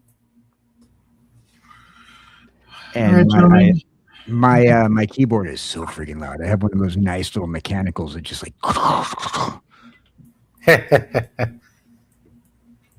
I'm used to it though. All right, I'll have to catch up with you guys good another time. It's been fun. Take care, Thronkill. All right. I'll keep Hey, watching. Thronkill, it was a pleasure to meet you. And by the way, I followed you over on X, and I'm digging on your Chibi Thrawn. Yeah, it was Well, nice thank meeting you, you, brother. man. All right, Yeah. guys. Take care. Yeah, thank you for we'll coming talk on, again soon. Thrawn. Yep, And looking forward to if the we're next time. talking about the Timothy Zahn series, Thrawn was right, by the way. That's right. You know, just saying, when it comes down to the most based of the villains in the extended universe, Thrawn actually had some good points. Yes, he Yep. did, and hopefully they can navigate their way to our eyeballs through a screen sometime soon. Well, maybe we should get together one day and have a little discussion on stream and see if we come to the same ideas about where they should take Thrawn with this whole messed up universe. Hey, I'm right there with you. Anytime you want to do that. let me Yeah. know. Whatever happened to Ahsoka season 2? Wasn't it like supposed to come out? It's coming out this year. It's coming out. I They have just had to do some a reshoot. very bad feeling about Ahsoka. I season 2. I think there's going to be. Oh man, like I only like the Anakin stuff and maybe Ezra for a little bit. Everything else just really fell flat. Yeah, no, I agree with you. I'm right there with you. It was- Let's hope that the reshoots that they just finished up fix everything. So, Oh, thank you. I don't know if All right, they'll guys. fix anything. take care. But take care, Thronkill. All right, bye. Yep. Yeah, I agree with you. I don't think that they're going to be able to fix much. I mean, but there is talk about like kind of walking things back. Disney isn't. I don't think Disney's going to do the what they did with Willow and just like wipe it Oh, from the the you know servers. the or these this like this whole Ahsoka Sabine ship that we all know is coming. So, did you watch the May 4th stuff that they did? No, Okay, I've been so completely checked out. in the trailers and in the side content, if you notice, they didn't add any of the sequel series in the advertising stuff. The advertising campaigns didn't have the sequel series stuff. Nope. Could be interesting. Like there's rumors about like the retcons in a split universe, like they're gonna just do the Marvel thing and just start over again. I mean, it'll make them money. I mean, they should have done it. They should have done it like a couple of years ago. It will, but unfortunately, I know it's just going to take a long time. They might not ever succeed. Like if they ever tried to like win people back, like actually get this franchise, like people to care about this franchise again, because they just lost so much ground. Like even this Maul stuff, I'm not even like watching. I know how he dies. Right. So the thought process is, would it behoove them to go multiverse, which is very popular nowadays, or a complete reboot where people are tired of reboots? Yeah, it's that's the conundrum. Yeah, I don't think you can like redo the story of Star Wars. I think it's really baked in. Like that's why I think this Harry Potter remake is going to fail. Not because they don't have like a lot of great actors attached to it, but because like everyone grew up with the original movies. Yeah, we Exactly. talked about that on Friday. It turned out to be a lot hairier of a subject than I expected. Yeah. Literally, pun intended. Pun intended. Yeah, no pun intended. But it turned out to be a big topic. Pretty much when you're talking about put it politely without getting into anything, political agenda recastings, political agenda story changes, retcons of any kind, as I've said before earlier today, it can affect the entire storyline, particularly when you retcon a character when it's described a certain way in a storyline. We saw this with Lord of the Rings. We saw this with several other characters, and even we saw this with Star Wars by retconning one character from not being a twin to being a character from another planet altogether, who is Granddaughter of an emperor. Right, a granddaughter of an emperor who is a genetic clone of the emperor, or is what the offspring of a clone. Right, the offspring of a clone, and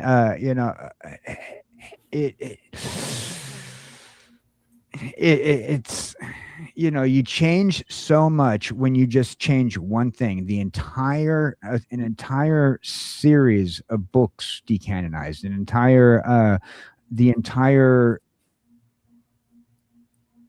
I see like the Harry Potter thing. There is a piece of the story that has to be cut out of Snape's life. Oh yeah, it's the vision where his dad like bullies him, like. Well, that and a few other pieces of Snape's life story that they cannot add to Harry Potter. I thought that was the big one. There is something. You have to watch my Friday show. I don't want to mention it on anybody else's show because I had a hard time covering it. Okay. Yeah, let's let's leave it at that then. Yeah, leave it at that. Yeah, leave it at that. I had a hard time covering it. Is all I'm going to say. Okay. Yep. And here's Mars Guo, biggest pod racer of the race, who is another victim also- of Sepulpa. Also, another World War II airplane kit that was cannibalized to make an awesome pod. And actually, I enjoyed racing this pod, even though it's a Me hard too. one. It's a There hard are one also to make. merchandise of this pod as well. Yeah. Yeah, there's so little left to find off internet in order to get this stuff. There are even model kit made versions of these things online to get as well. There are some pretty good ones. I also had a friend of mine who had one of those those magnet bases, and you put it on the thing and it floats over it. We had this pod as one of those little floaty devices. Yeah, Mars Guo. There's actually Racer Action Fleet. Wow. Yeah, a lot of good toys off of this one.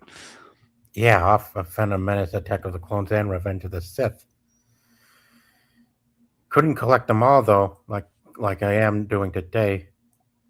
But we will check out Mars Guo on this next clip to react to Racer Revenge. So just as soon as we get past this commercial. No free promo. All right. Yeah, no. I had T-shirts for a while in my merch shop because I'm too cheap to buy the YouTube Premium, so I had T-shirts because I always used to yell out "No free promo." Yeah, there's Mars Guo. Man, Massive look at engines. look at that. Look at that.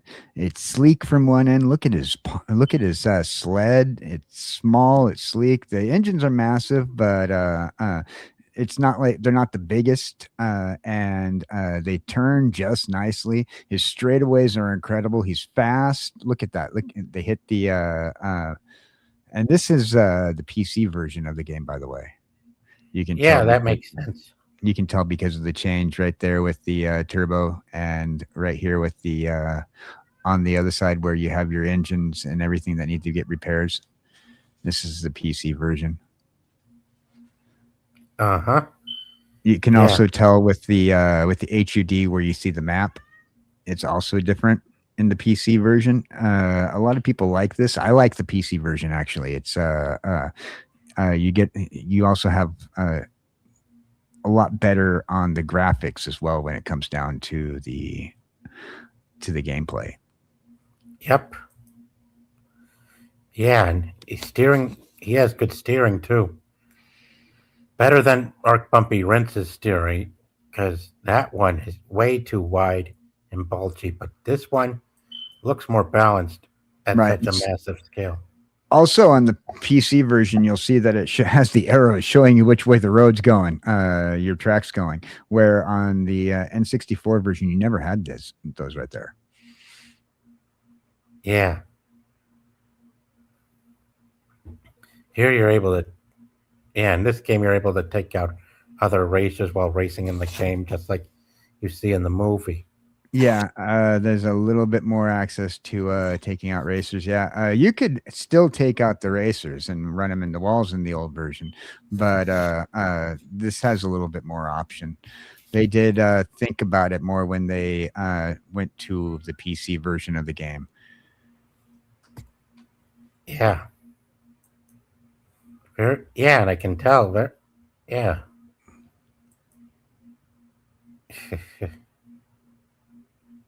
Yeah. Can't tell if this planet's the same place where you race Call Fast, but yeah, it is an aqua planet.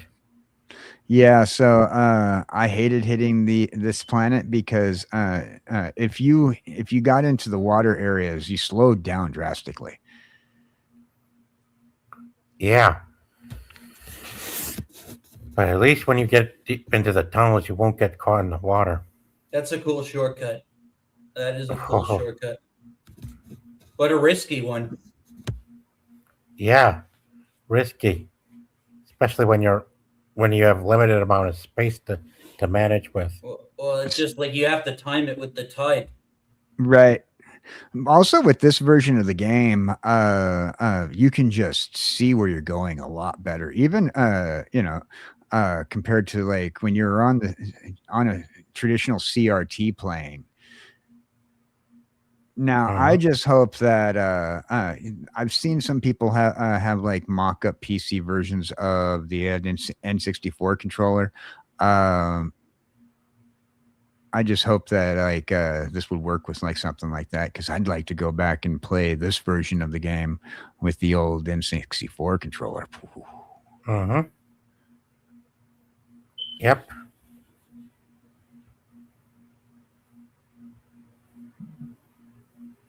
Ooh, Team Toad's been taken down. Huh, and you can see some smoke flying out at the tip of the fins. Definitely wouldn't. I wouldn't. I'm not the type that would risk taking out cars in order to get first place. I'm always the just get ahead of the crew and hope they don't take you out in these case scenarios on when it comes to gaming with this gaming aspect. Just stay up in the lead. Because if you're trying to take people out in games like this, you pretty much end up risk taking yourself out or putting Yeah, that's what yourself I in. do. That's what I do in F-Zero. I try and take out like as much, like whittle the competition down as much as possible. Yeah, Yeah, I understand. I always call it Mario Kart gaming style when you're taking out your competition. Um, you know, Yeah, uh, but it and feels more permanent with this game yeah. when you take out the competition because they're not able to make it back No, I after thought getting. like taking out the competition is what sets F-Zero apart from Mario. Oh yeah, yeah. Well, in Mario, you just they just respawn you in a few positions back. In F-Zero, like like the E- racer like dies. yeah, even in the old version of Pod Racer, like if your engines blow, puts you in the back position, it doesn't end your game. And having the ability to take somebody out though does give you that more real world somebody crashed that puts them into Well, last it makes place or it more whatever. like the movie. Yeah, it does make it more like the movie indeed. I just don't race that way. I'm always my racing style when I play these kind of games is get up in the lead and hold the lead. You don't have to worry about all that stuff if you're up in the lead. Mm-hmm. Oh, geez. Did the race end? Yeah. Yeah. Oh, thank you. All right. Let's check out another one. All right, Elon. I'm gonna just get up for a minute if that's all right. No problem. All right. Yeah, here's another one to check out. Let me bring him up. Elon Mack. Another pod racer from the movie. Yeah. Elon Mack. This is a nice pod to look at, but a hard pod to use. Yeah, it's like a pod racer made from people in China. Yeah, it's a nice pod to look at. Now, that's one of the things like if you had a pod like this, you wouldn't want to race it on Tatooine, where everybody's going to be cheating in the long run. But and you definitely kind of don't want to like take it out. This is a nice pod. Yeah, cute one too.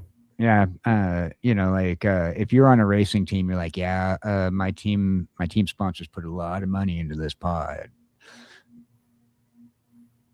Yeah. Yeah. Yeah, this is one of the pods you would race on the second tier of the pod racing game. Can't remember which whether it's tier 2, number 3, or number 5. But it's also seen at the very. It also can be seen at the back. Well, I guess we can just check. Yeah, let's check Elon Mac. Elon Mac. Let me bring it up.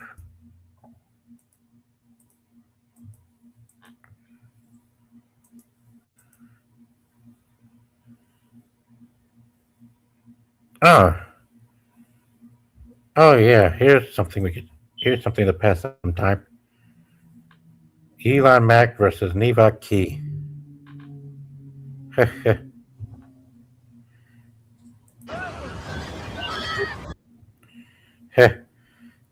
Yeah. Wow. Neva Key not working good, but Elon Mac looks okay. Looks to be doing well, even though he's crashing against the wall. Huh. Jeez. Wow. Man, these two really, wow, racing against four other players, and my God, they can't seem to steer so well. And, and check out the right side of Elon Mac's cockpit. You wonder what that one's for.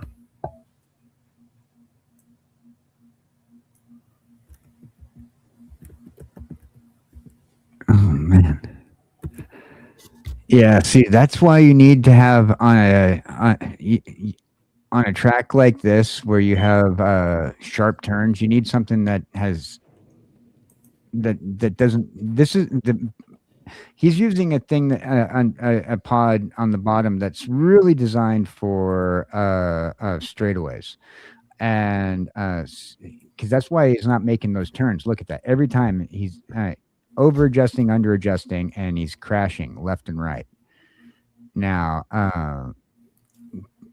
that's an argument for having a pod that is a different pod for this track, like right there. Pod without turbine cables or Right. electric turbines. Or he's just got two of them going, and he's not trying to do play two at once. It looks like there's very little control being put into the maneuverability of this pod here. Yeah, definitely.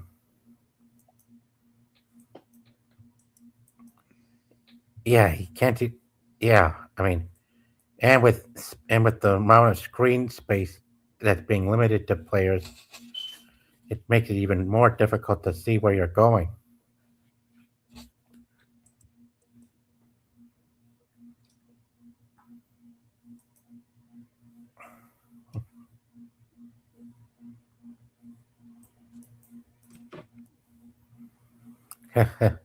They're almost at the finish line.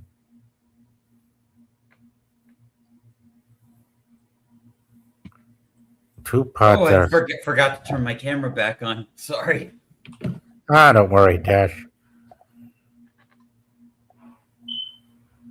Yeah, and Elon Mac wins that race.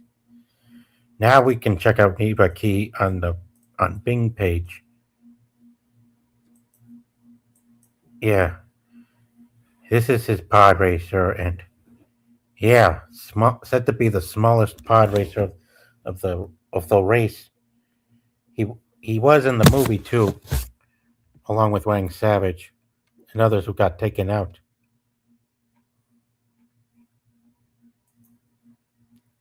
Oh, and you get him with Bolt's Roar pack in the mini size pod racing collection kit. Yeah. Oh, and there's who he looks like. Neva Key. Looks like a bat without wings. Mm-hmm. Really big ears too. Wow. He's kind of monstrous. Yeah. Now for Bull's Roar. Yeah, Bull's Roar. Yeah, this pod racer is big, and it looks like it's a tanker carrying a lot of gasoline. Yeah. Yeah, Anakin got past him soon as he entered the narrow canyon. Quite big. And you race him on the same tracks where you get to unlock Mars Guo and Team Topag and Lee's. He kind of looks like a lion with a pig, with a face, with the snout of a pig. Man, got it. Yeah, I bet you they had to take their time customizing this, making some customizations of new original characters based off animals from the real world to actually make them. And let's check out Bull's Roar, shall we?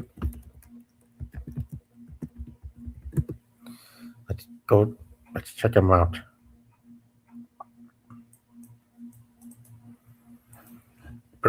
Stand by. Let me just get the screen up.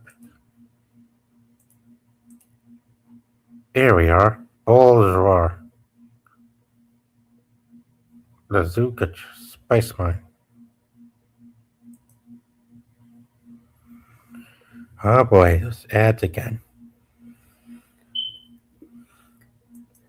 Whew, wow. Oh boy.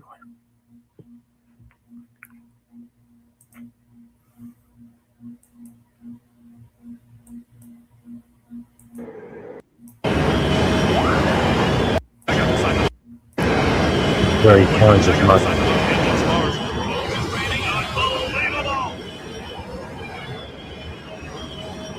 Nice, Mike.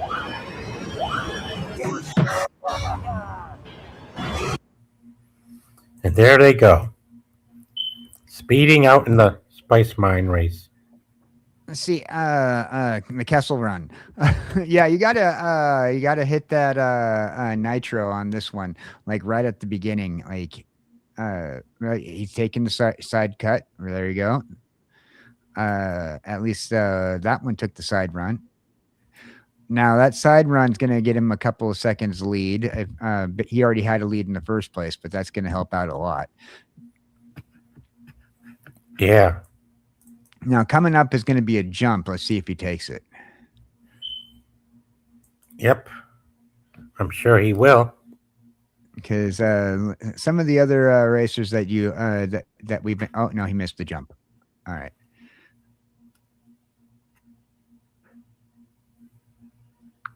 There's going to be another offshoot coming up here real quick.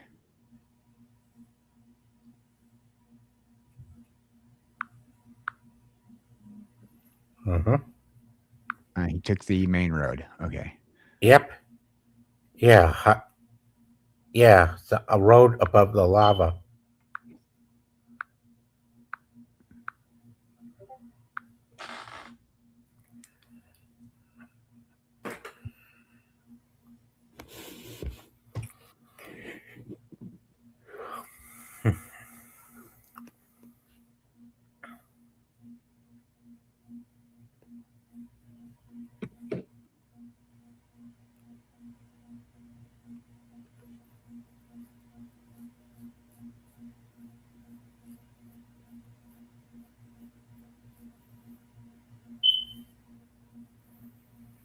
Man, those big green creatures look like elephants too.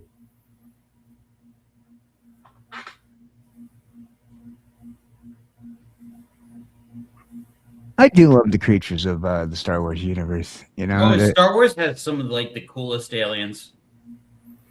Yep. I've always loved their creature designs.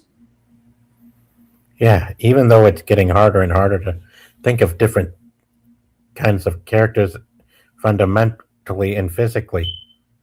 I think, yeah, it is. That's why I kind of like when people kind of complained about the Disney takes on some of the aliens. I always say, you know, They did a pretty good job. I really disagree. I feel like they were trying to be too plain with the Well, in sequel certain aliens.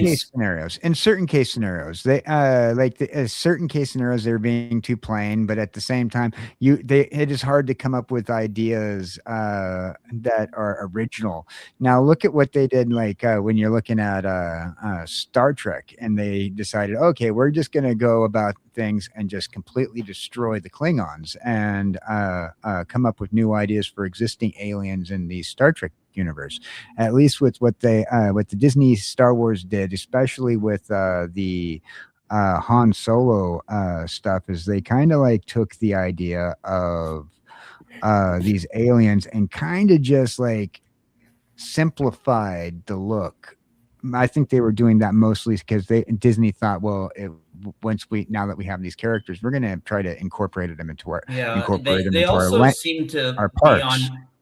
They tried to like genocide several prequel species from like the Geonosians and the Kaminoans specifically. Yet I understand why. Like they're the ones that made all the armies.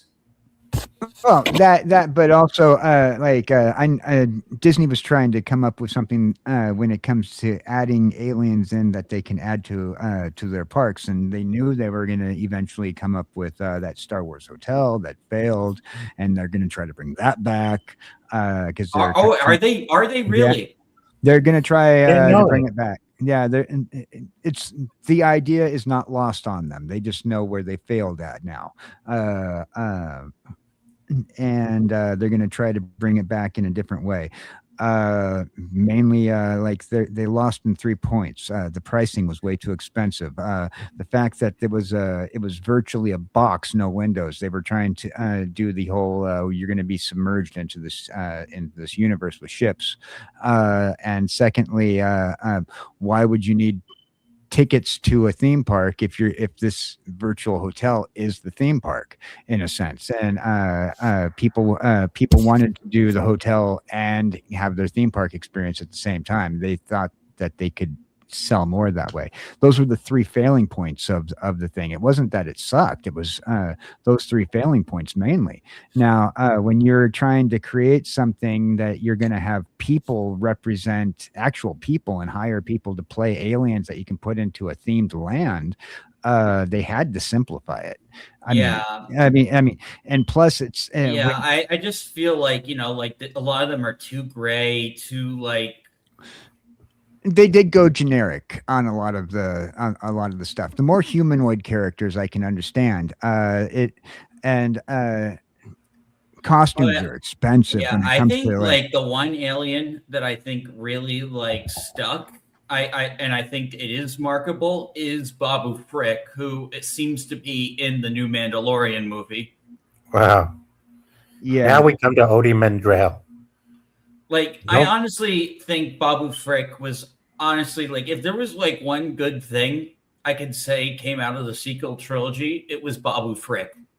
Not just because of his name, but just because like I don't know, I couldn't hate the little guy. Yeah, I mean, same here. Anyway, moving on to Odie Mandrell.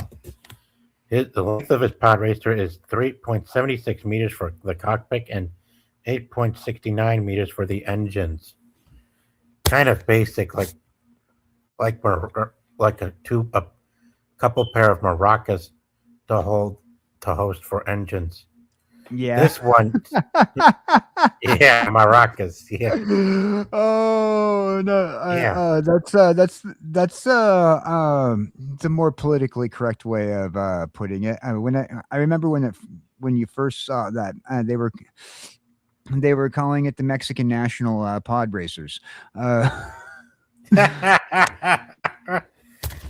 of the red, green, and white. But that's a pretty good way to put it, yeah.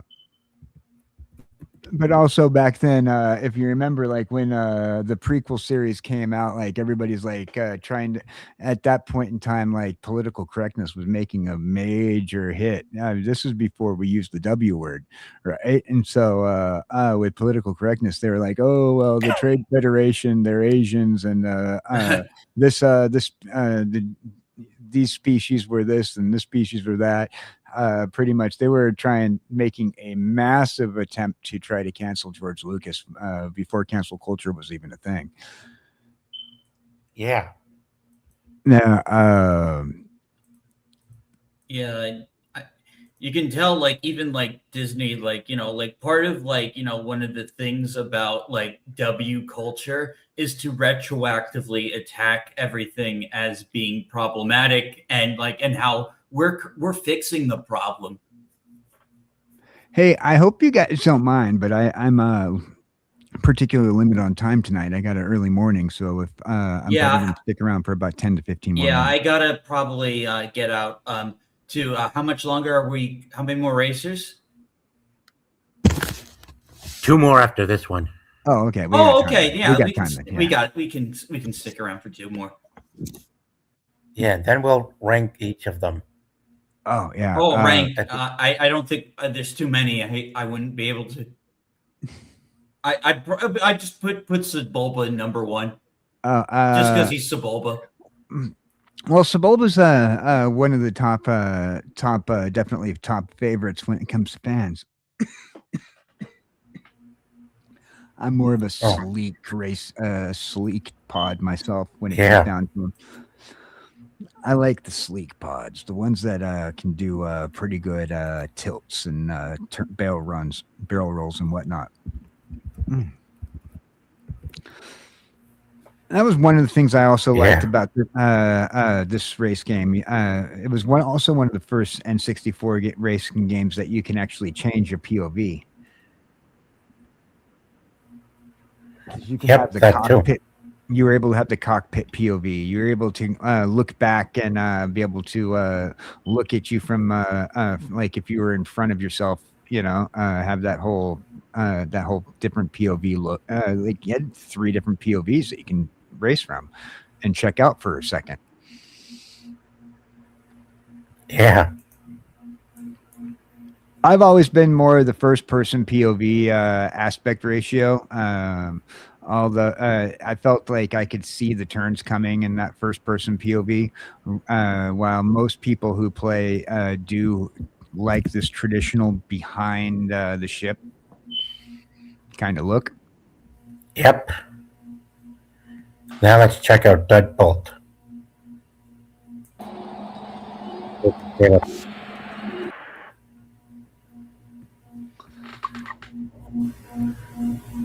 This is one that I was telling you has more of the sleek when it comes down to how everything is. It turns really nicely. It looks like a more stable pod. He's very good on turns. He's very good on turns. Very good on straightaways. Yeah. If you race him just right, he's a powerhouse.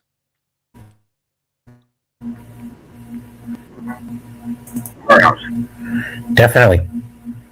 A real good powerhouse as well. This is the point of view that I like to race. Yeah. Yeah. I feel like much this more POV, this POV, you're very much immersed in it. Yep. Although when you're up close and in the cockpit, you're not seeing the turns as well as you would when you're farther back. You're able when you have the behind the pod racer itself, and you're in your from that standard POV, you actually have a better visual of what's coming at you. Yep.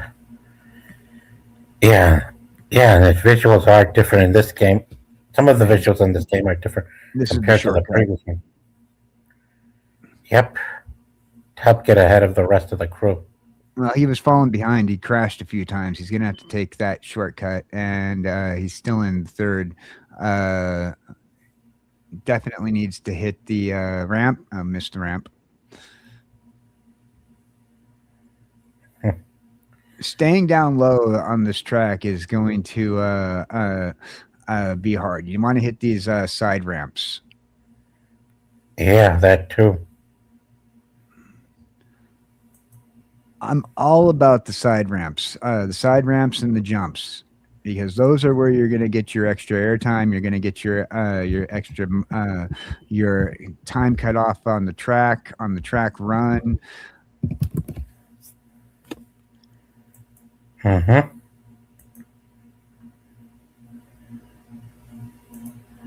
He needs to spend his credits on adding to the boosters, because the speed that he's got going on, he could actually probably do a little bit better at keeping his speed going up on a higher speed limit.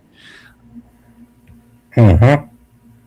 Like he is in first place, just barely hitting first place, but he's been lapped almost, well, not lapped, but passed a couple of times, and he keeps on crashing.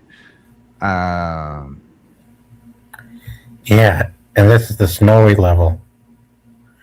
Whoa! Oh, Wow! trying to do a shortcut. Yeah, he was. Yeah, he was in a shortcut, and then Yeah. he hurt his himself by falling off. He actually put himself way behind in that, because that shortcut had like the track kind of goes under with the old part of the thing, and so if he falls off, Yeah, he would definitely die. Well, Oh, and right there. Yeah, guess that's what happens when you zoom up way too close. He also wasn't doing the repair feature. Oh wait, that was Mon Calamari. I don't know. I don't Nice. know if I don't know if the if that version of the game has repair. Probably not. But here's our last one before we go to tier, folks. 4 Ben- engines. Yeah, Ben Quadraneros. Oh, the most. Yeah, the one who couldn't race because of technical difficulties. And he's also called Ben. Yes. A repetitive, reoccurring name in the universe. Yeah, and he's one ugly-looking alien bug too. Yeah. Yeah, we know he's. Yeah, his engine he couldn't get his engine to start. And as soon as the power coupling electricity shut themselves off, his bracers started splitting into different directions, and they blew up. And he ended up in the desert, where Sebulba and Gasgano scared the crap out of him. Yeah. What a crabby insect he was, not able to get what he wants. It's like they took him out of Monsters, Inc. Yeah, like I said, triangle face. Yeah. Yeah, let's check him out real quick.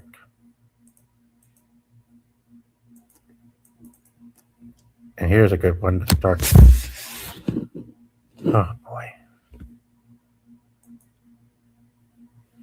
Wow, these ads are annoying.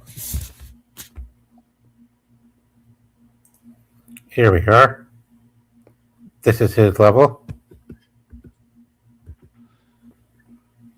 Yeah. This one, you're under a volcano while racing to beat this guy. You have to complete all the tracks missions in order to unlock Ben Quadraneros. And it's a lot of work to have to make such a pod racer like this, with 4 engines and stuff.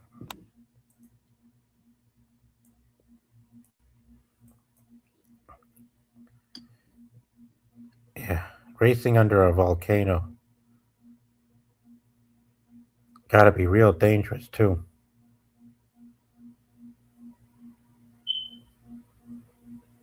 You know, wouldn't it be cool? Like, I know, like, since it is just a racing game, if they did a Mustafar racetrack, or like even like Coruscant, I hope there's going to be like I hope they do like a Coruscant track. I know that's probably be very taxing, because I know Jedi 2 could barely like run Coruscant, you know, with what they tried to do. Yep. Definitely. All right, let's go to the tier list real quick. me bring this up. And let me get some more files to upload so we can start ranking each one.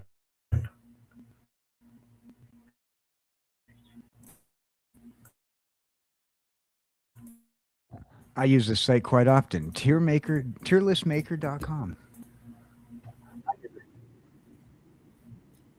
Yeah. Yeah, I'm not oh, sure my if I door can start stay. even uses Tier Maker as well.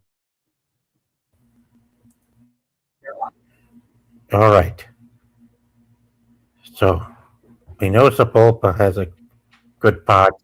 It's usually the best, so we put it right there. Sebulba is Just like- definitely best pod, definitely S tier when it comes down to fan preference, because everybody either wants the hero ship or the pure villain, right? So you know, definitely going to agree with that. Although Sebulba's ship is hard to use if you're a beginner playing the game. So I mean, Exactly. And it's yeah. also, if you don't upgrade a ship properly, because I mean, like a lot of people are like, okay, well, I'm going to throw in the upgrades I can afford right now, and just hope that helps. With Sebulba's pod, you really want to upgrade properly. So if you're new, a beginner, some sort of noob when it comes down to things, or you're just wanting to upgrade as quick as possible, get all the upgrades that you can afford. Then you're going to want to throw Sebulba down to B if you're not exactly the best when it comes to upgrading. But Right. for popularity, I definitely go with S tier. Yeah. And what about Anakin? Which tier fits him? I'd say A or best. I actually put Anakin and Sebulba in the same tier for the same reasons. Personally, but A's, I can accept A. Now, the reason why I put him in the same tier is because of this same concept regarding Sebulba. But with your upgrade skills, you're going to want to like upgrade Anakin evenly. As opposed to Sebulba, where you're going to want to put your big money into Sebulba. You know, because if you don't upgrade Anakin appropriately, and then you're going to move Anakin down to C. Right. I'm sorry, I didn't mean to speak over you, Dash. Yeah, no, it's okay. Like this is where like I should probably like maybe like sign out, because like I don't really know like the game very well. I mean, I did play it as a kid, but like, you know, I never got this intricate. No, but your input is always really good. Plus, my head in a jar is jealous that of your body build. You know, I have no body, and I have to have something to look at. You know. Yeah, you know, magic ether crystals. You know, they help get the body. Yeah. Absolutely agree on this worst pod. Yeah. Yeah. Yeah. And where would you put Gasgano?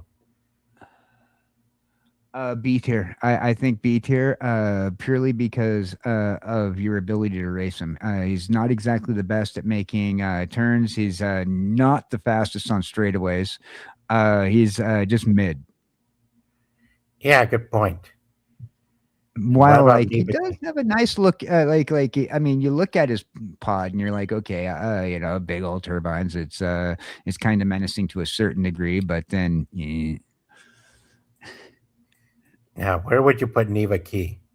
Let's see. That one I would go A tier, because I like the look. But once again, he's this one. If I was judging based off of my turn radius, I'd probably go B to C.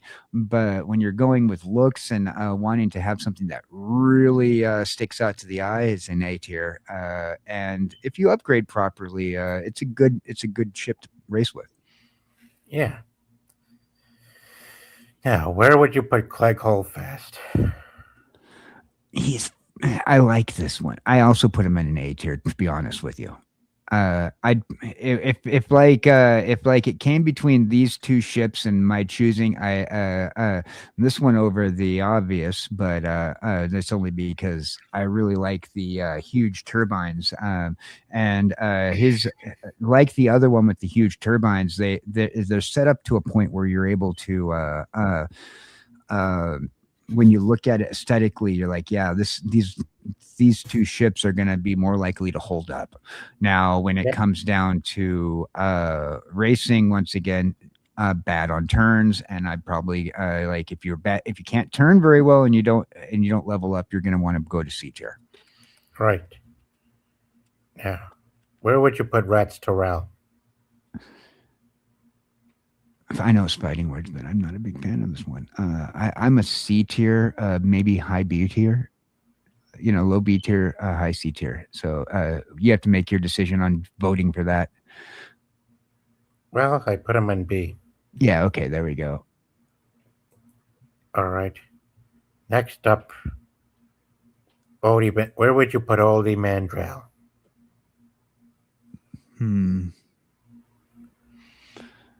If you level him up good, he's going to be a good B tier. I don't race him. He'd be in my C, but level him up properly, B tier, absolutely. And for Ben Quadraneros, where would you put him? Another one I don't race. But I definitely wouldn't put him in the worst. But it's a C tier for me. What about you? Sure. Okay. And what about you, Dash? Okay. For Quadraneros? Yeah. Well, if we're going by the movies, I'd say like worst, but I don't know how well he does in the game, so I'll leave that to KJ. So okay, so I was gonna say I don't race him myself, because I'm not a big fan, but a lot of people liked him, so I that's why I was saying C. Yeah, well, I mean, he is iconic. He is one of the names, because they say his name a lot, like in the race, because of all the trouble he had. Right. Yep. And where would Mars Guo go? I really liked that pod. It's just aesthetically pleasing for me. Aesthetics wise, I put him in an A, but usability, he's a B, C max. But I'm all about aesthetics on this one. It brings me back to like those old World War II models, as I said before, and it just feels like something that George Lucas would put together in reference to it also feels like something that he put together in reference to the Indiana Jones franchise, the way it has that World War II reference to it. I'm going to go with a B tier for me. All right. I want to put him in A tier, but that's just me being a fanboy. No problem. Now, where should you put E.B. Endicott? Oh, that's for me. That's an A tier. He's easy to race, turns nicely, does really good on. You can build him up very easily. Tell you the truth, I would actually put these two. If I had to pit those two against Anakin in that one, I'd move Anakin down and put that one up where Anakin's at. All right. Just saying, I just like it better racing wise, Sure. Now, where would you put Mahonic? C tier. Good point. Absolute C tier. There's just no arguing. Yeah, because he's all about speed, but no turn. No turn whatsoever. And even on like Tatooine, where there's a lot of straightaways, you can't. It's not usable for me. Yeah. Now, where would you put Elon Mack? I'd probably recast him with Elon Musk. Then I'd probably have better luck with him. He's a C tier. He's a C tier all the way. You think? Yeah, good point. And even B tier, yeah, yeah. Oh, C tier. Yeah, C tier for me. But if you feel B tier, you know, I can Yeah, meet C you tier's halfway on B okay. tier. I can meet you tier. halfway on B tier. No problem. I'm good. Now, where would you put Deadbolt? All right, I like Deadbolt. Low A, high B. B then. Yeah. It's menacing looking. Look at this, the front end of when you see the front end of those turbines. You know, you're like, oh, you know, it looks like something that you don't want to be in front of, but yet you're Yeah. kind of also not exactly afraid of it. Yep. Now, Land Savage. I like him in the B and high A, low A, and a B because once again this does put the World War II aesthetic going for me, and plus the pod itself, it's thin and sleek. You know, he doesn't turn very well though, so I mean at most B, I would say at most B. Sure. And what about Bull's Roar? I don't like racing him. I'd put him in a C to a C. I don't want to give multiple to worst pod. You know. Right. And what about El Torpedo? That's my favorite pod. Ah! I definitely put him in the best category or A, one of the two. Those are my favorite. That's my favorite pod, though. Just look at him. You know, that's me fanboying once again. That's my favorite. I Yeah. love that one. You know, look at it. You know, that is like a sports car. That is what you think about when you think about something that's designed for racing. Yep. You know, I mean, I would have like Sebulba and that, and this top three right there, man. Those are my top three. You know, but anyhow. Now, last of all, Team Topek and Lee's. Don't you just love the character though? Love the character build on him. But he's a B. Well, that's it. Do we agree on this build? Like if you were to have like a team hierarchy set up, like I mean, we wanna say that Anakin is has a certain feel, but I just like had to knock Anakin down. You know. No problem. Yeah. Yeah. This is the first time I ever did a tiers. Hey, good tier list. That's a good tier list. You got to share that to your ex. Good idea. Yeah. Definitely a good tier. Oh man. Well, I did a screenshot of this as well, so Yeah. I'll probably. The screenshot's good enough share. Sometimes they have a down where you can download like the finalized result, but I don't know where it's at. It's been a long time since I used Tier Maker. Yeah. Good tier list. Oh man. Good tier list. I'm very satisfied with that tier list. If it were me. It was a pleasure meeting you guys in person finally. Putting a voice to names. Sure Yeah, thing. same here. Thanks for coming aboard. Yeah, we got to do something else sometime. I got some ideas, and maybe we'll get you guys to come over and visit on Friday. Sure on a thing. Friday show. Yeah. Well, folks, thanks for tuning in. Make sure you subscribe to my two guests, Dash Attack and to KJ Cowboy Dan.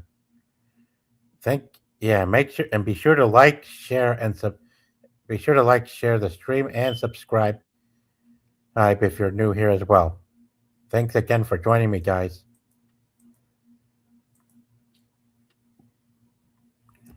Okay, take care. Oh yes. Have a good one. Be awesome, everybody. You too, guys.